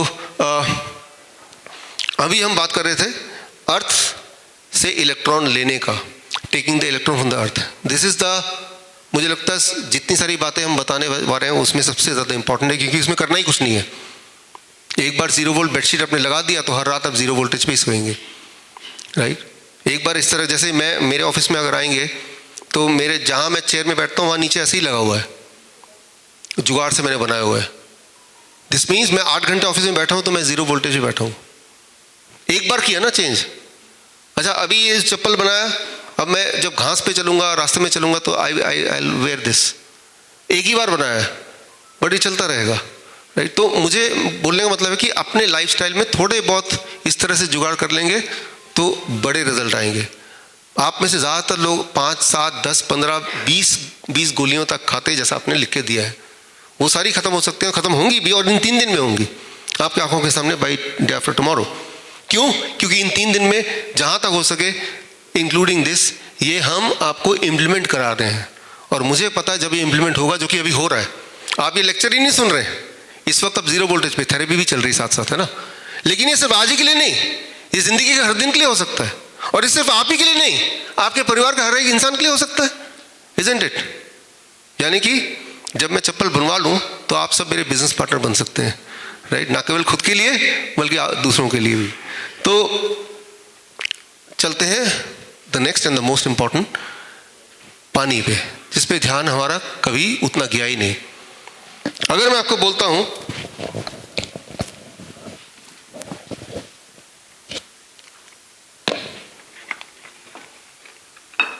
व्हाट इज दिस, तो आप बोलेंगे तो टमाटर है, but what I will say, it is 95% water. ये क्या है? ये 95% पानी है। बाकी इसमें इंग्रेडिएंट है जो आपको दिखाई दे रहा है, बाकी इसमें न्यूट्रिशन है, but 95% is water. That water is called living water, जिंदा पानी। अगर ये सड़ गया तो वो जिंदा नहीं है, वो खराब पानी है। फिलहाल तो ये सड़ा नहीं है, तो इसमें लिविंग वाटर है। जब आप माँ के कोख में होते हैं उस वक्त आपका बॉडी लाइक टमाटर, 95% वाटर। जब आप पैदा हुए अबाउट 85-80% वाटर। आज के दिन वी ऑल आर 70% वाटर। जब आप मरने लगेंगे 50% वाटर। यानी कि जैसे जैसे बॉडी से वाटर कंटेंट कम होता है, हमारी ज़िंदगी आयु भी कम होने लगती है। मतलब आप ये समझ रहे हैं कि हमारे बॉडी में सबसे ज़्यादा एबंडेंट अगर कुछ है, दैट इज़ वाटर। इसका मतलब ये भी तो हुआ कि अगर जो सबसे ज़्यादा है उसको हमें ध्यान से कुछ करना पड़ेगा। But what we do about the water? Water दो ही तरह के होते हैं मेरे हिसाब से। One is the living water जो जिंदा है, one is the dead water जो मरा हुआ है। जो चीज़ खुद ही मरी हुई है वो आपको जिंदा तो नहीं कर सकती, जो जिंदा है वही आपको कुछ रिविटलाइज कर सकती है। तो सिर्फ एक ही सेंटेंस है इसके लिए, always consume living water. Living water, अच्छा लिविंग वाटर कहाँ से मिलेगा, कैसे होगा? फिर वही बात है कि वही चीज़ हम आपको बोलेंगे जो आप आसानी से कर लें, बिना खर्चा किए कर लें, घर पे कर लें, अपने लाइफस्टाइल का पार्ट बना लें।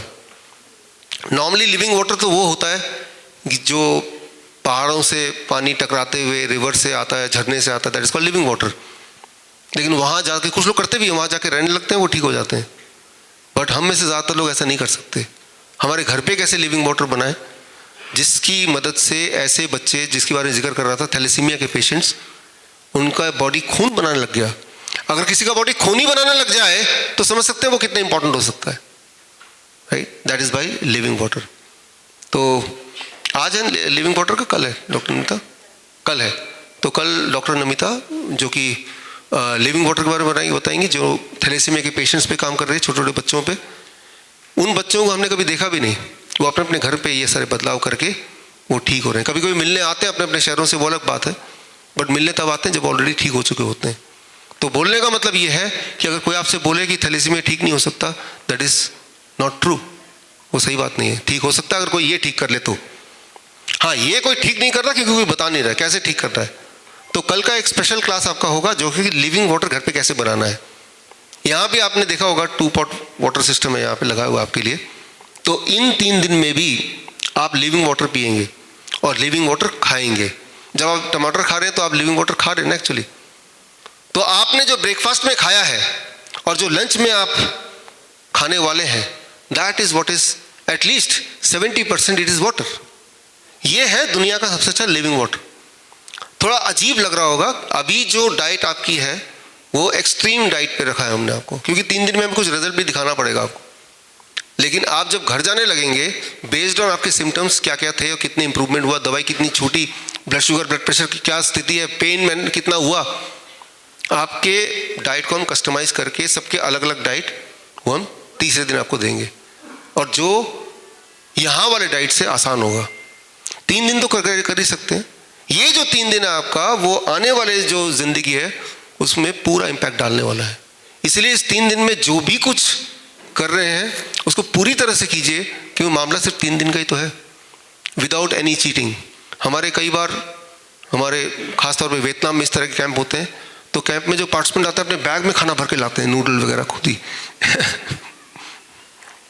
ताकि बाद में खाएंगे। लेकिन उनको समझाना पड़ता है कि ये 3 दिन आपके, और ऐसा नहीं कि मैं ये बोल रहा हूँ कि आपको अपना जो फेवरेट खाना है वो छोड़ना पड़ेगा। I am not saying that. आपको जो भी खाना पसंद है, क्या खाना चाहते हैं, you want to eat a monkey, right? Chicken, noodles, pasta, जो भी जीवन में आप पसंद करते हैं खाना, वो खाने के लिए हम मना नहीं कर रहे।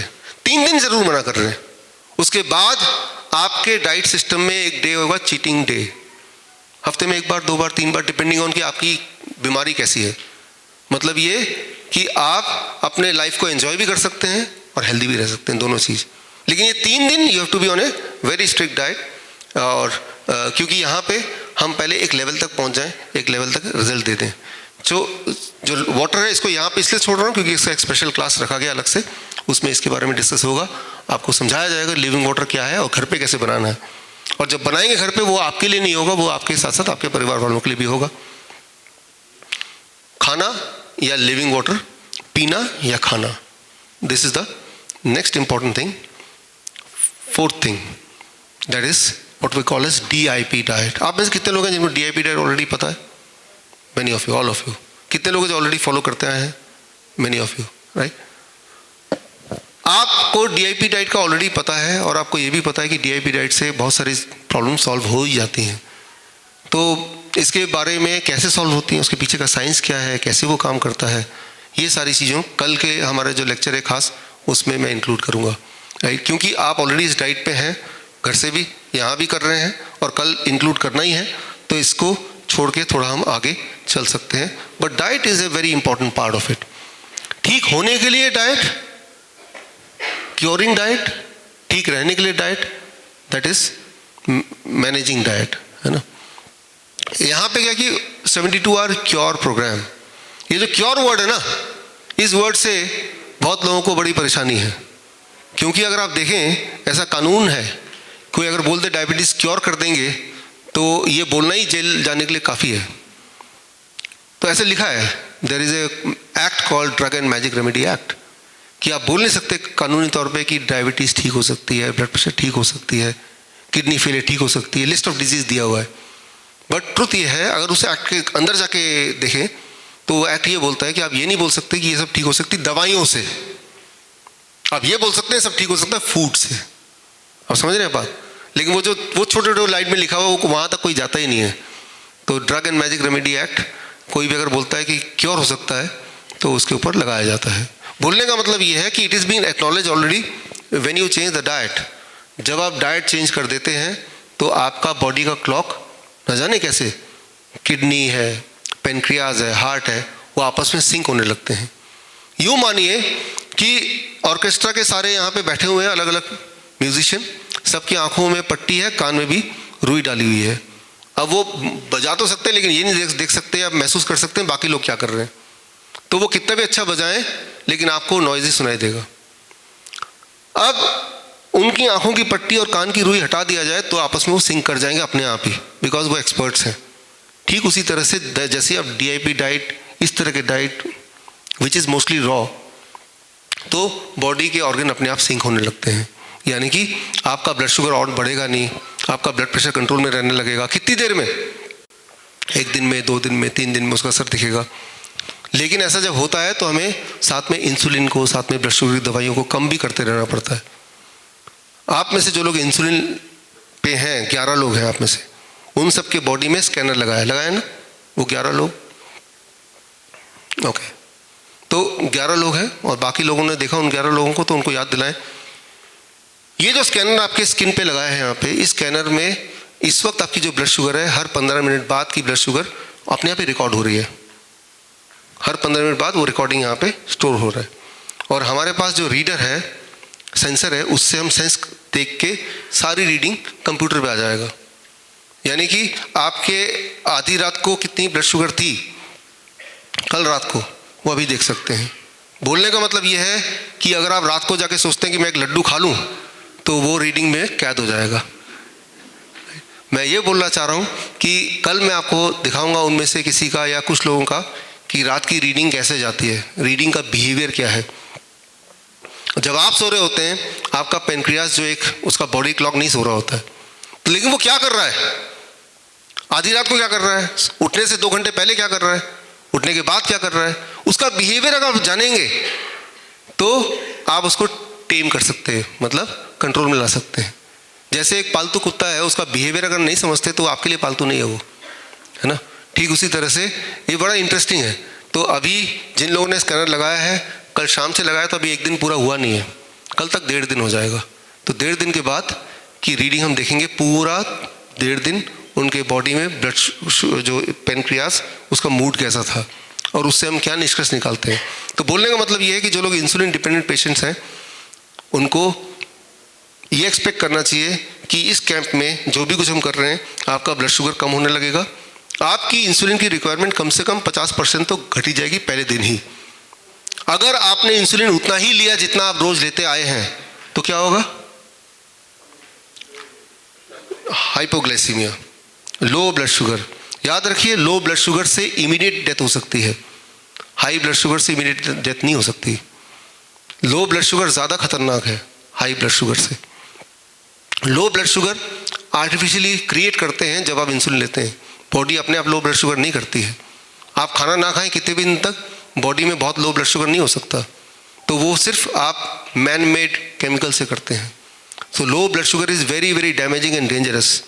और उसको अवॉइड करने का एक ही तरीका है कि इंसुलिन जो लोग ले रहे हैं या दवाइयाँ भी जो लोग ले रहे हैं, बहुत ही केयरफुली मिनिमम दवाई लें और धीरे धीरे उससे पीछा छुड़ाएं। कैसे पीछे छुड़ाएं वो इन 3 दिन में देखेंगे, आपके आंखों के सामने देखेंगे कि कितने लोग जो 20 साल से 25 साल से दवाइयों पे थे, now they are able to maintain a healthy blood sugar without those medicine, and that should be done. और वो आप देखेंगे होते हुए, हम तो देखते ही आए हैं हमारे इस तरह के कैंप में, आप भी देखेंगे।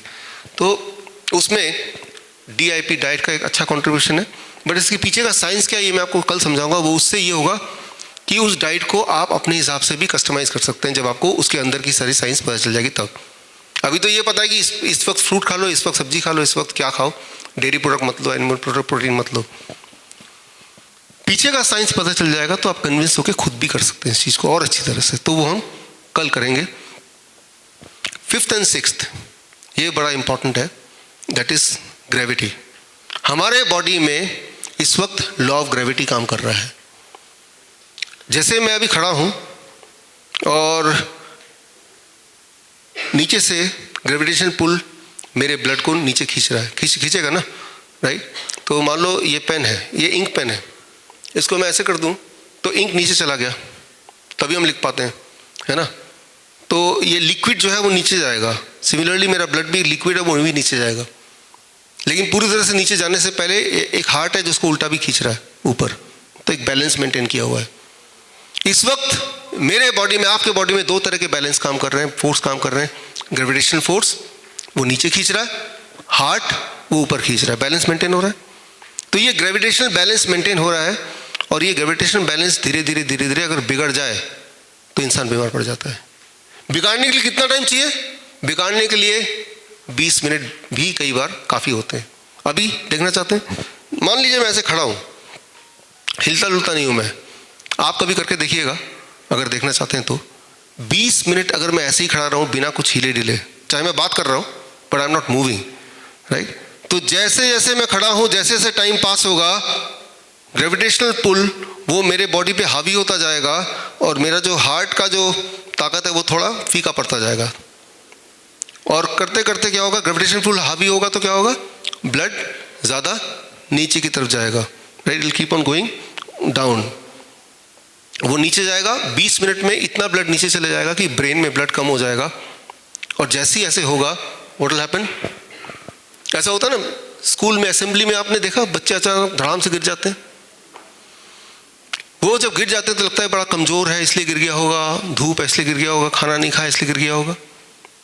अगर कमज़ोर है, धूप है, खाना नहीं खाया, तो थोड़ी देर में उठ कैसे जाता है वो, देखा अपने आप ही उठ जाता है।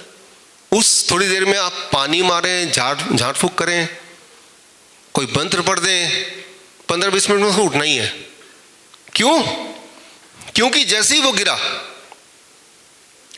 उसका हार्ट पूरे बॉडी का एक लेवल आ गया। अभी तो हार्ट ऊपर है ना, जब गिरेंगे लेटेंगे तो हमारा heart is at the same level as the whole body. अब हमारे हार्ट को ब्लड सर्कुलेट करने में उतनी मेहनत करने की जरूरत नहीं है, अब वो बाजी जीत जाएगा, दोबारा से सर्कुलेशन को नॉर्मलाइज कर देगा। तो ये जो गिरना है, ये गिरना अपने आप में दवाई है। मान लो ये नहीं गिरता, ये 2 लोग इसको पकड़ लेते गिरते वक्त ही, तो क्या होता? कई बार ऐसा होता ना, जो माउंटेन पे लोग अचानक लटक जाते हैं, और अगर वो ऐसे हिले ना, या फिर आप 2 लोग हैं और पकड़ के खड़े हैं, वो गिरना चाह रहा है लेकिन गिर नहीं पा रहा है, तो लगातार ब्लड नीचे जाता रहेगा, and it will take few minutes, the person will die. तो गिरना is not the part of the problem, गिरना इज अ सोल्यूशन, ताकि ब्लड सेम लेवल पे आ गया। तो मैं यहाँ पे ये बोलना चाह रहा हूँ कि आपका बॉडी कई बार अपने ग्रेविटेशनल पुल और हार्ट का फोर्स दोनों को बैलेंस करने के लिए पोस्चर चेंज कर लेता है, that is called postural medicine, और जिससे बड़े बड़े प्रॉब्लम आने से पहले आप बच जाते हैं। जैसे आपने देखा होगा 2 साल पहले जब बोलते थे कोरोना आ गया, बहुत लोग जिनको सांसें नहीं आ रही थी ऑक्सीजन सिलेंडर लगा रहे थे, देखा आपने। तो तब हमारा भी एक कोविड सेंटर था, हम उसे फ्लू सेंटर बोलते हैं, और वहाँ पे अहमदनगर में, एक बार खड़े हो जाए पीछे, तो ऐसे हमारे बहुत सारे नाइस एक्सपर्ट, उनमें से एक यहाँ पे मौजूद है, प्लीज।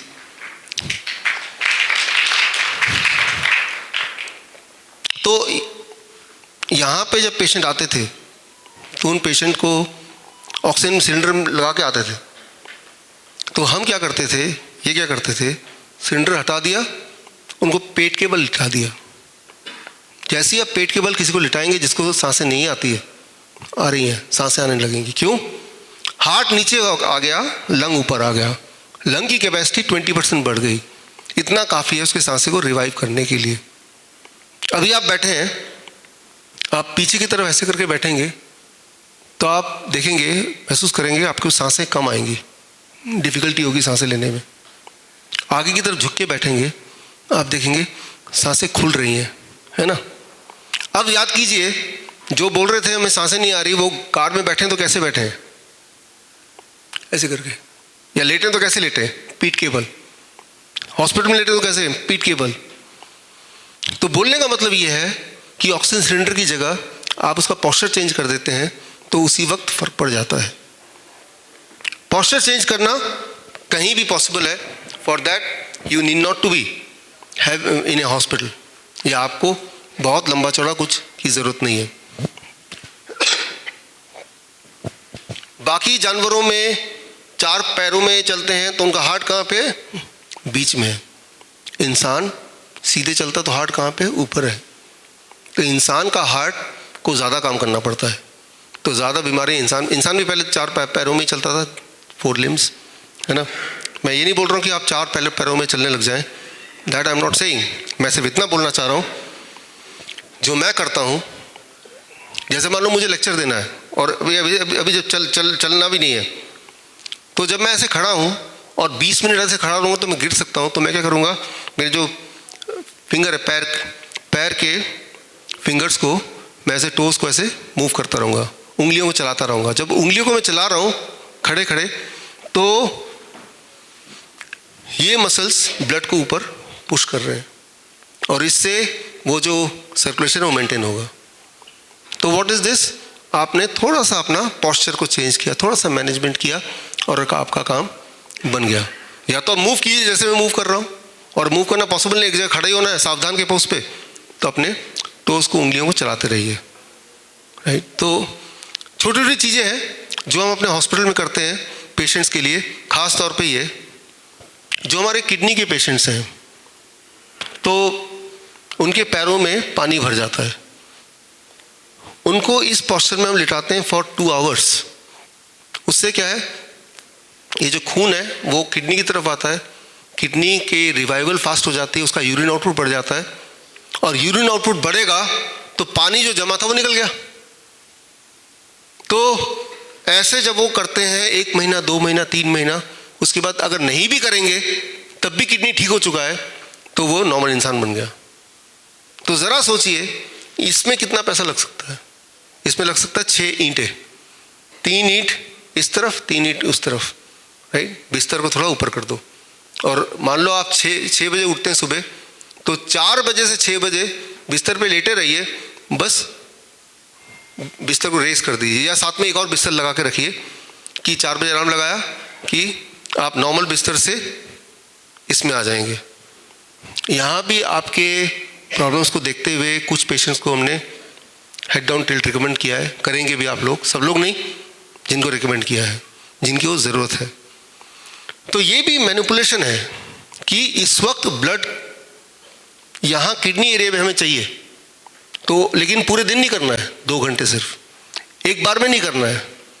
पहले दिन जब आप करेंगे आधे घंटे में आपको लगेगा अजीब अजीब लगेगा, ख़ास तौर पे वो जो किडनी पेशेंट नहीं है, क्योंकि आपका ऑलरेडी बैलेंस बना हुआ है। जिनका बैलेंस बिगड़ा हुआ है वो कर सकते हैं 2 घंटे। एक इंटरेस्टिंग बात, आप में से कुछ लोग ने किया होगा हॉट वाटर इमर्शन। इसमें 2 रूल काम कर रहे हैं, लॉ ऑफ ग्रेविटी काम कर रहा है एंड हीट भी काम कर रहा है, टेम्परेचर काम कर रहा है।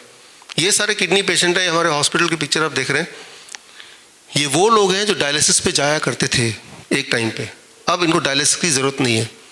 क्यों? हमारे बॉडी का सबसे बड़ा ऑर्गन कौन सा है? Skin. Skin is the biggest organ of the body.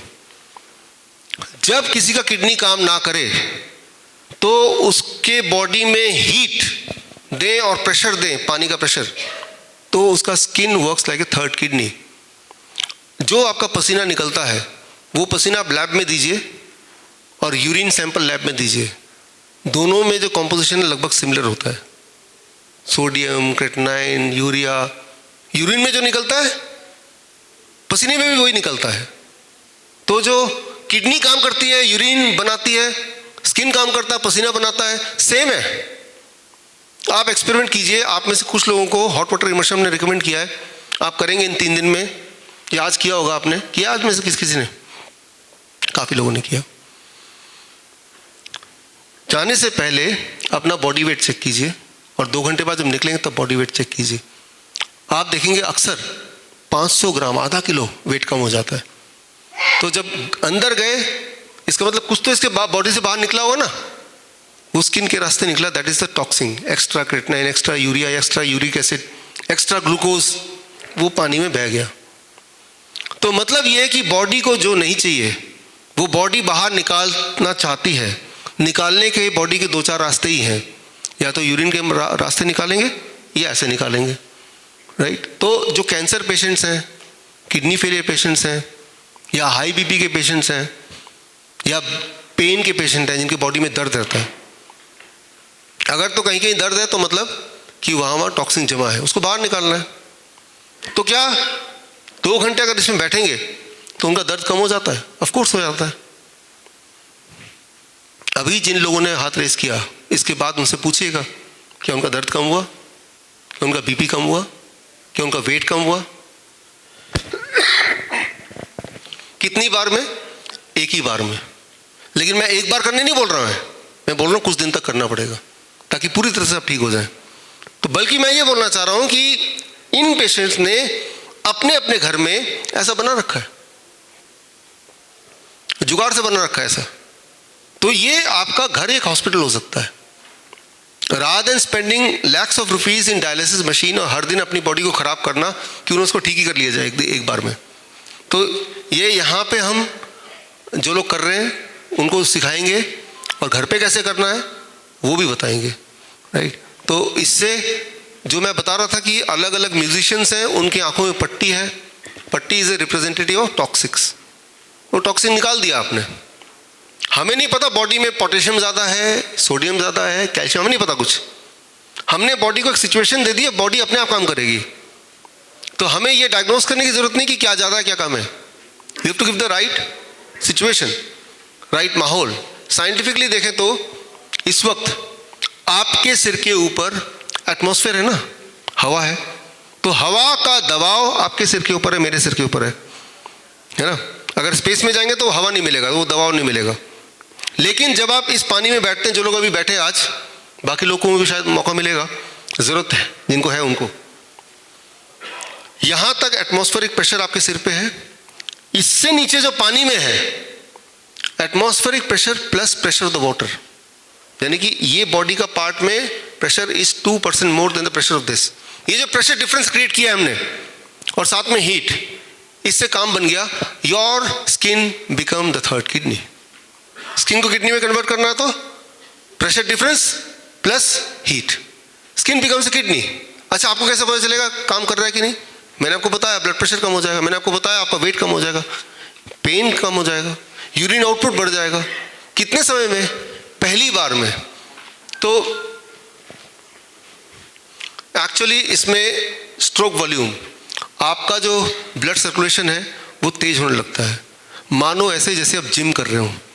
जैसे मान लो जिम में ट्रेडमिल में आप दौड़ते हैं, कहीं पहुंचते तो नहीं है लेकिन हार्ट बीट बढ़ जाती है ना, थक जाते हैं हम।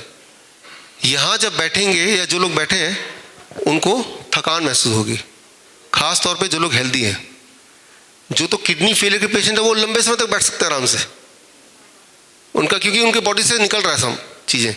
जो तो बिल्कुल हेल्दी हैं, बॉडी से बहुत कुछ निकल नहीं सकता, then they start feeling tired. तो उस वक्त आप दोबारा जब बैठेंगे तो कीजिएगा, बैठने से पहले अपना पल्स लीजिए और बैठने के वक्त बैठे तो यहीं खाली, बीच बीच में आधे घंटे बाद पल्स लीजिए। आप देखेंगे आपका पल्स यूनिफॉर्मली बढ़ेगा। और पल्स बढ़ना, हार्ट बीट बढ़ना, मतलब आप स्टेशनरी हैं, आपके बॉडी का ऑर्गन स्टेशनरी नहीं है उस वक्त, it is working very hard. और इंटरेस्टिंग बात यह है कि जो लोग ज़्यादा बीमार हैं, जो किडनी फेलियर के पेशेंट है, वो ज़्यादा आराम से बैठ सकते हैं। जो लोग बीमार नहीं, वो आधे घंटे में लगेगा मैं बहुत टायर्ड हो गया हूँ, तब लगेगा ये लोग कैसे बैठते होंगे। लेकिन जिनके बॉडी में स्कोप है चीज़ों को बाहर फेंकने का, तब तक वो आराम से बैठ सकते हैं। और जितनी देर आराम से बैठ सकते हैं उतनी देर बैठिए, उसके बाद अब उठ जाइए, अगले दिन दोबारा बैठिए, या दिन में अगली कभी और दोबारा बैठिए। खाना खाने के बाद नहीं, खाना खाने के बाद बैठेंगे तो पेट में खाना है वो भी मुंह से निकलने को होगा, उल्टी टाइप होगी, तो उसको अवॉइड करना है, राइट। नीचे गर्मी है तो यहाँ पे एक छोटा सा टॉवल रख दिया ताकि यहाँ सिर पे हीट ना लगेगा तो सिर दर्द हो जाता कुछ लोगों को, उससे ज़्यादा कुछ नहीं। तो अब देखिए आइडिया बहुत सिंपल है कि हमारे बॉडी में जो चीज़ बॉडी को नहीं चाहिए उसे बॉडी से निकालना। खास तौर पे जो कैंसर पेशेंट्स हैं, अगर बॉडी में कैंसर है, कोई ट्यूमरस ग्रोथ है, वो किसने बनाया? बॉडी ने बनाया। तो डिजॉल्व कौन करेगा? बॉडी करेगा। जो बॉडी बना सकती है वो बॉडी डिजॉल्व भी कर सकती है। ये बात हमें याद रखनी पड़ेगी। If the body can make the disease, it has the ability to cure it also, subject to the condition हम एक माहौल ऐसा दे दें। वो माहौल क्या है? वो ये है। और सबसे इंटरेस्टिंग बात है, इसके लिए ये करने की भी जरूरत नहीं है। आपके आसपास ऑलरेडी कितने लोगों ने हाथ रेस किया, वो कर रहे हैं, वो भी 3 दिन करेंगे, उन्हीं का रिजल्ट आपको पता चल जाएगा, राइट। सब लोग क्यों नहीं कर रहे हैं? क्योंकि सबको ज़रूरत नहीं है इस चीज़ की। तो 2 चीज़ें याद रखिए, एक तो है ग्रेविटी, प्रेशर, और दूसरा है हीट। तो हीट, जैसे मान लो ऐसे आप में से हैं जिनके घुटने के जॉइंट पेन, घुटने के दर्द हैं कुछ लोग ऐसे, काफ़ी है ना। तो आपको जो हीट चाहिए लोकलाइज यहीं पे तो चाहिए, तो आपके लिए अलग मेथड है पंचकर्मा का, तो वो मेथड आपके ऊपर अप्लाई होगा।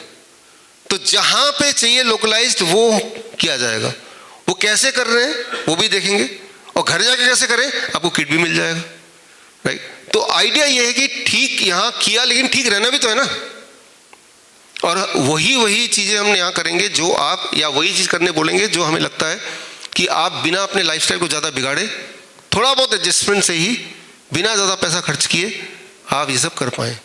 वैसे भी तो पैसा खर्चा कर रहे हैं दवाइयों में, why not to spend on your health, right. जहाँ डाइट का रोल है, डाइट को थोड़ा चेंज करने का रोल है, right. So this is the heat and the gravity. जब आप पानी में बैठते हैं तो बॉडी में कुछ तरह के हॉर्मोन्स जो आपके ब्लड प्रेशर को बढ़ाता है वो बॉडी कम करने लगता है। कुछ तरह के हॉर्मोन्स जो बॉडी के ब्लड प्रेशर को स्टेबलाइज करता है, इम्यूनिटी को बढ़ाता है, उसका प्रोडक्शन बढ़ जाता है। एंड वंस दिस हैपन्स तो बॉडी में बदलाव आने शुरू होते हैं, पॉजिटिव बेनिफिट।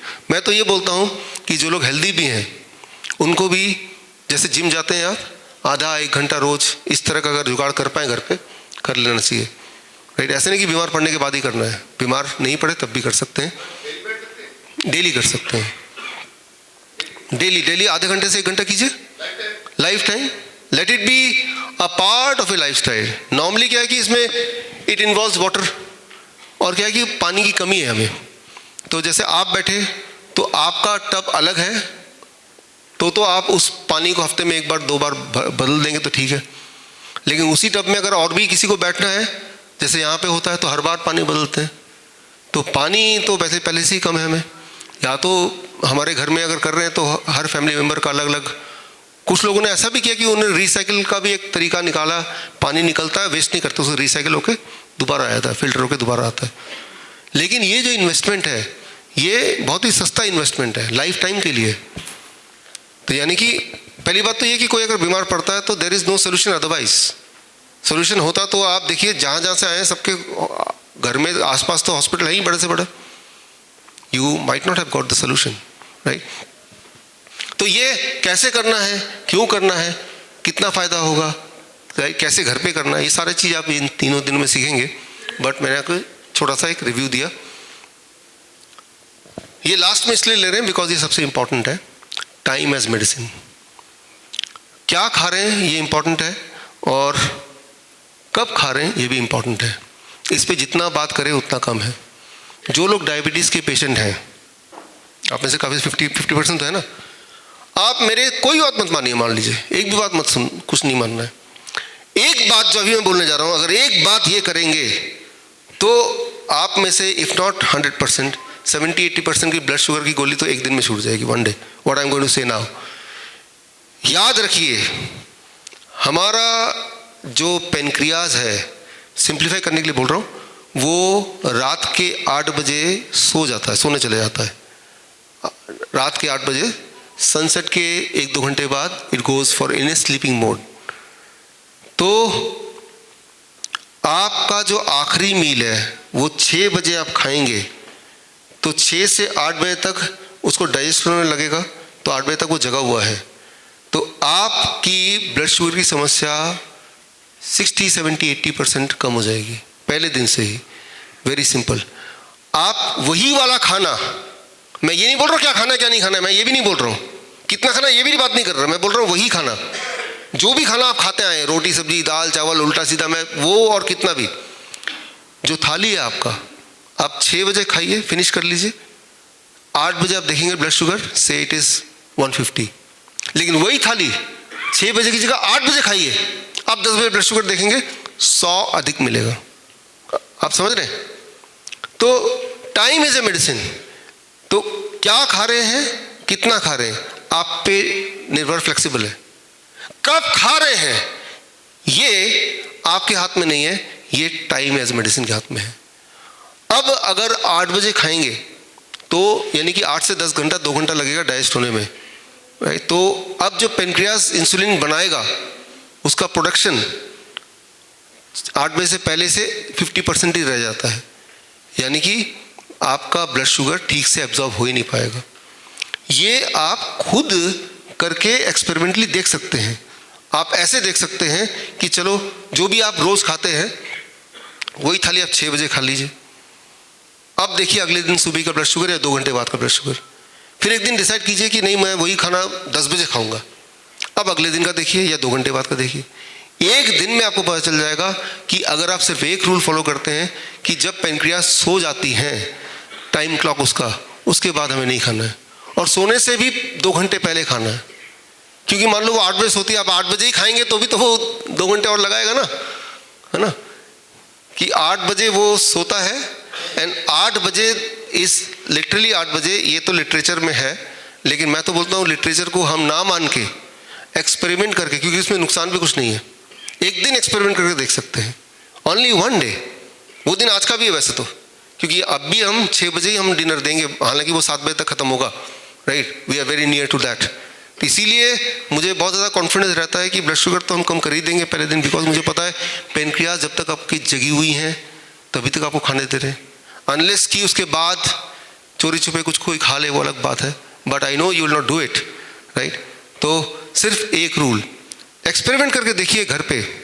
जो लोग चूहे पकड़ते हैं ना पिंजरे में, चूहे जो हैं वो नॉर्मली रात को खाते हैं, बायोलॉजिकल क्लॉक उनका उल्टा बना हुआ है इंसान से, वो रात को निकलते हैं।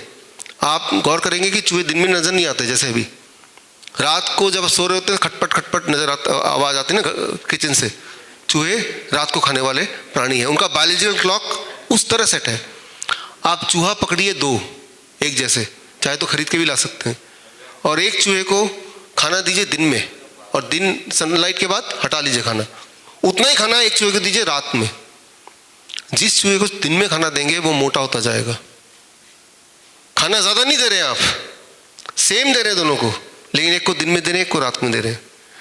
तो और जिसको रात में दे रहे हैं, जैसे ही सूरज उगा खाना हटा दिया, फिर आप देखेंगे जो चूहा दिन में खाना खा रहा है उसके पास कोई ऑप्शन नहीं, बिकॉज वो पिंजरे में, दिन में खाना पड़ेगा उसे, वो वाला चूहा धीरे धीरे मोटा होता जाएगा। तो जो मोटापे का कनेक्शन क्या खा रहे हैं, कितना खा रहे हैं, उससे ज़्यादा ये है कब खा रहे हैं, टाइम एज मेडिसिन। सनसेट, क्योंकि चूहे के केस में क्या है, वो नॉक्टर्नल प्राणी है, भगवान ने बनाया ऐसे कि वो जब सब सोएंगे तब खाएंगे, बचा खुचा जो भी मिलेगा तब खाएंगे, that is how it is made. इंसान दिन में खाना है, तो आप खाना चाहे कम खाएं, लेकिन रात को 10 बजे खाएंगे, 12 बजे खाएंगे, कुछ लोग तो रात को 2 बजे उठ के भी खा लेते हैं, है ना। तो that makes all the difference, वो हमें नहीं करना है। तो रूल टाइम एज मेडिसिन में, इसके बारे में, इसके साइंस को कल हम बहुत डिटेल में जानेंगे। हमारे बॉडी के हर ऑर्गन का एक टाइमिंग है, उस टाइम के हिसाब से करना है, जो बहुत मुश्किल नहीं है, उसके आसपास भी करना है। मैं तो बोलता हूँ 6 बजे छोड़ो, चलो 7 बजे तक खा लो, 7 बजे छोड़ो 7:30 बजे तक खा लो। अच्छा कभी कभी बोलते शादी में गए इधर, वो तो कभी कभी होगा ना, रोज तो होगा नहीं, राइट। वन चेंज, जो लोग खाना नहीं बदल सकते, राइट, या अपनी हैबिट छोड़ नहीं सकते, सिर्फ टाइम एज मेडिसिन कर देंगे, उसी से आपको एटलीस्ट ब्लड शुगर में और ब्लड प्रेशर में फ़र्क मिल जाएगा। 2 चीज़ों में, ब्लड प्रेशर में फ़र्क, नंबर 1 कि ब्लड प्रेशर उतना हाई नहीं रहेगा तो दवाई छोड़नी पड़ेगी। सबसे ज़्यादा इंपॉर्टेंट, दिन और रात का डिफरेंस, याद आ रहा आपको? सुबह 10 बजे का जो ब्लड प्रेशर है, it has to be about 20 unit higher than रात के ब्लड प्रेशर। ये बैलेंस अगर बिगड़ गया, उल्टा हो गया, this means you are prone to heart attack, right, यानी कि आपने बॉडी का रिदम को ख़राब कर दिया। तो ये अभी तक तो हम इसके डिटेल में ना जाके 7 इम्पॉर्टेंट कड़ी जिसे आपके लाइफ में बदलना है, बदलने की कोशिश हमारी कल से शुरू हो गई है। जैसे अभी भी आप 0 वोल्ट पे ऑलरेडी हैं, लिविंग वाटर ऑलरेडी पी रहे हैं, डाइट पे ऑलरेडी हैं, थेरेपी आपकी चली रही है, और साथ ही साथ हमारे डॉक्टरों की नज़र है कि उसी रफ्तार से आपकी दवाइयों को टेपर डाउन करना है धीरे धीरे इन दीज 3 डेज। कुछ दवाइयाँ छुड़ा दी हैं, कुछ टेपर डाउन करना है। एंड 3rd डे लगभग इसी समय आपके जो 3 दिन का प्रोग्रेस रिपोर्ट है वो सबके सामने, एक दूसरे के सामने आएगा। तो आप देखेंगे जो आप अभी देख रहे थे और ये थ्योरेटिकल लग रहा है कि इसका प्रैक्टिकल एप्लीकेशन कितना ज़्यादा है। अब आते हैं वहीं पे, हम बीमार क्यों हैं? आंसर वेरी क्लियर, क्योंकि आपने बॉडी क्लॉक को छेड़ा कि नहीं छेड़ा? आप में से कौन ऐसा है जो 6 बजे अपना डिनर कर लेता होगा? 1-2 लोग हैं, है ना, है ना। तो आप देख रहे हैं कि सिर्फ एक रूल भी हम ठीक से नहीं फॉलो कर सकते, क्योंकि हम इस लाइफस्टाइल में, जब आप रोज करेंगे सबको पता चल जाएगा। जिस तरह से मैं the kind of food which I eat सबको पता चल चुका है, इसलिए कहीं भी मुझे कोई इनवाइट करता तो फिर उस तरह से मिल जाता है ना। तो वो एक रेपुटेशन वाली बात है which you create over a period of time, you start educating the people, right. तो मैं ये बोलना चाह रहा हूँ कि पहला जो सवाल है आपका, हम बीमार क्यों पड़े? क्योंकि आपने जाने अनजाने अपनी सर्केडियन रिदम, बॉडी क्लॉक को बिगाड़ दिया है। और इसमें एक बहुत बड़ा रोल है ड्रग्स का। दवाइयों पे जब आप रहते हैं तो दवाइयाँ जब चाहे सो गए, जब चाहे उठ गए, जैसा फील कर रहे, डिप्रेशन गोली खा ली, आपका पूरा जो सर्केडियन रिदम बिगड़ जाता है। दवाइयाँ प्लस लाइफस्टाइल। तो क्यों बीमार है? क्योंकि हमने दवाइयाँ ली। क्यों बीमार है? क्योंकि हमने कहीं ना कहीं ये रूल्स को ब्रीच किया या ब्रेक किया। जैसे एक रूल कि 0 वोल्ट। अगर मैं फिर ये सवाल पूछूं, कितने लोग हैं जो नंगे पैर चलते होंगे आधे घंटे रोज? थोड़े बहुत हाथ रेज है ना, 1 घंटे चलते हैं, लेकिन थोड़े बहुत 10% हाथ ही तो रेज है। तो कुछ लोग कोई रूल तोड़ रहे हैं, कुछ लोग कोई रूल तोड़ रहे हैं, कुछ लोग सारे रूल तोड़ रहे हैं। अच्छा, कितने लोग ऐसे हैं जो लिविंग वाटर पीते होंगे ना? अब 2-4 हाथ हैं, है ना। लेकिन कितने लोग ऐसे हैं जो सारा कुछ हमेशा कर रहे होंगे? नहीं होंगे, है ना। तो अगर हम सारा कुछ हमेशा करने लगे, एटलीस्ट अगले 1 महीने तक, जब तक पूरी तरह ठीक ना हो जाए, फिर एक बीच का रास्ता ले लें तो पहला सवाल जो था, हम बीमार क्यों हैं, उसका जवाब आपको दिख रहा है। दूसरा, ठीक क्यों नहीं हो रहे? क्योंकि इनको करेक्ट नहीं कर रहे ना हम। करेक्ट तभी करेंगे जब पता चलेगा कि करेक्ट क्या करना है। और ठीक कैसे हो? ऑब्वियस आंसर है, इन सबको करेक्ट कर लो। अच्छा, करेक्ट करने, कैसे करेक्ट करना, वो आप ऑलरेडी शुरू कर चुके हैं। अगेन लेट मी रिमाइंड कि अभी भी आप 0 वोल्टेज पे हैं, ठीक है ना। तो जैसे ही आपको टाइम मिले, आज खाली जब हो, थोड़े नंगे पैर रहिए, make it A part of lifestyle. मान लो आप बाहर जाते हैं, अपने कॉलोनी में किसी से बातचीत कर रहे हैं, चप्पल उतार खड़े हो जाए, थोड़ी देर तक बातचीत तो कर ही रहे हैं, राइट। तो इस तरह से आपके हैबिट में थोड़ा थोड़ा बदलाव, जो आपके लाइफस्टाइल को ना डिस्टर्ब करे बट आपको हेल्थ बेनिफिट दे दें, राइट। तो इस तरह से आपको थोड़ा सा बदलाव करना पड़ेगा, और जिसकी शुरुआत हम अभी कर रहे हैं। और जब रिजल्ट दिखेगा, विच आई एम श्योर तीसरे दिन तक दिख जाएगा, तो किसी में ज़्यादा, किसी में बहुत ज़्यादा, किसी में थोड़ा कम, तो उससे आपकी मोटिवेशन आई होप बढ़ेगा। जब मोटिवेशन बढ़ता है तो उस चीज़ की करने की पॉसिबिलिटी थोड़ी और बढ़ जाती है। वैसे भी ये वो ऐसी कोई बात है नहीं जो कि करना असंभव हो, या 100% ना कर पाए 50% करो, 50% नहीं कर पाओ 40% करो, कुछ तो करो, राइट। तो आपके दिमाग में सवाल आएंगे, आने भी चाहिए। तो क्वेश्चन आपको एक स्लिप मिला होगा, आज के लिए एक स्लिप मिला होगा, कल के लिए आप उसमें सवाल अपने लिख सकते हैं। आज पूरे दिन भर में अपने अपने टीम लीडर डॉक्टर्स को सबमिट कर सकते हैं, वो उनसे मेरे पास आ जाएगा। और कल का जो लेक्चर होगा वो जो आपने सवाल पूछे हैं वो डाउट्स हो सकते हैं, कहीं आप एग्री नहीं करते हैं, वो भी हो सकता है, राइट। कहीं आप सोचते हैं ये तो उल्टा ही बोल रहे हैं, वो भी हो सकता है, कुछ भी हो सकता है वो, जो कि आपके हेल्थ से या इससे लेना देना है। तो कल मैं उन सवालों को लूँगा and I will try to include in my next presentation. कल उसके बाद भी सवाल रहेंगे आपके, तो फिर कल की भी एक वो आपको वो दिया हुआ क्वेश्चन वो मैं परसों लूँगा, राइट। वो इसलिए क्योंकि अगर हम एक एक करके ऐसे हम लेंगे क्वेश्चन तो हम आपके थेरेपीज़ वगैरह छूट जाएंगी। इन 3 दिन में हमें बहुत कुछ अचीव करना है, इसलिए टाइम की परवाह करते हुए हम ऐसा मैकेनिज्म करें कि सारा कुछ आप सीख जाएं, डाउट भी कोई ना रहे, एक गोल अचीव हो जाए जो हम करने आए ही हैं, राइट। तो वो इफेक्टिवली हो पाए। और 3 दिन के बाद भी हम 1 महीने तक फॉलोअप में हैं, आपको पता होगा, अगले 1 महीने तक। क्योंकि घर पे भी जब करेंगे ना तो आपके दिमाग में सवाल आएंगे, उतार चढ़ाव आएगा, क्योंकि वहाँ माहौल थोड़ा सा उतना कंट्रोल में नहीं भी होगा। तो 1 महीने तक हमारे रिस्पेक्टिव डॉक्टर्स फॉलोअप करेंगे, कैसे करेंगे बताएंगे, सो दैट हम अपना गोल अचीव कर पाएँ।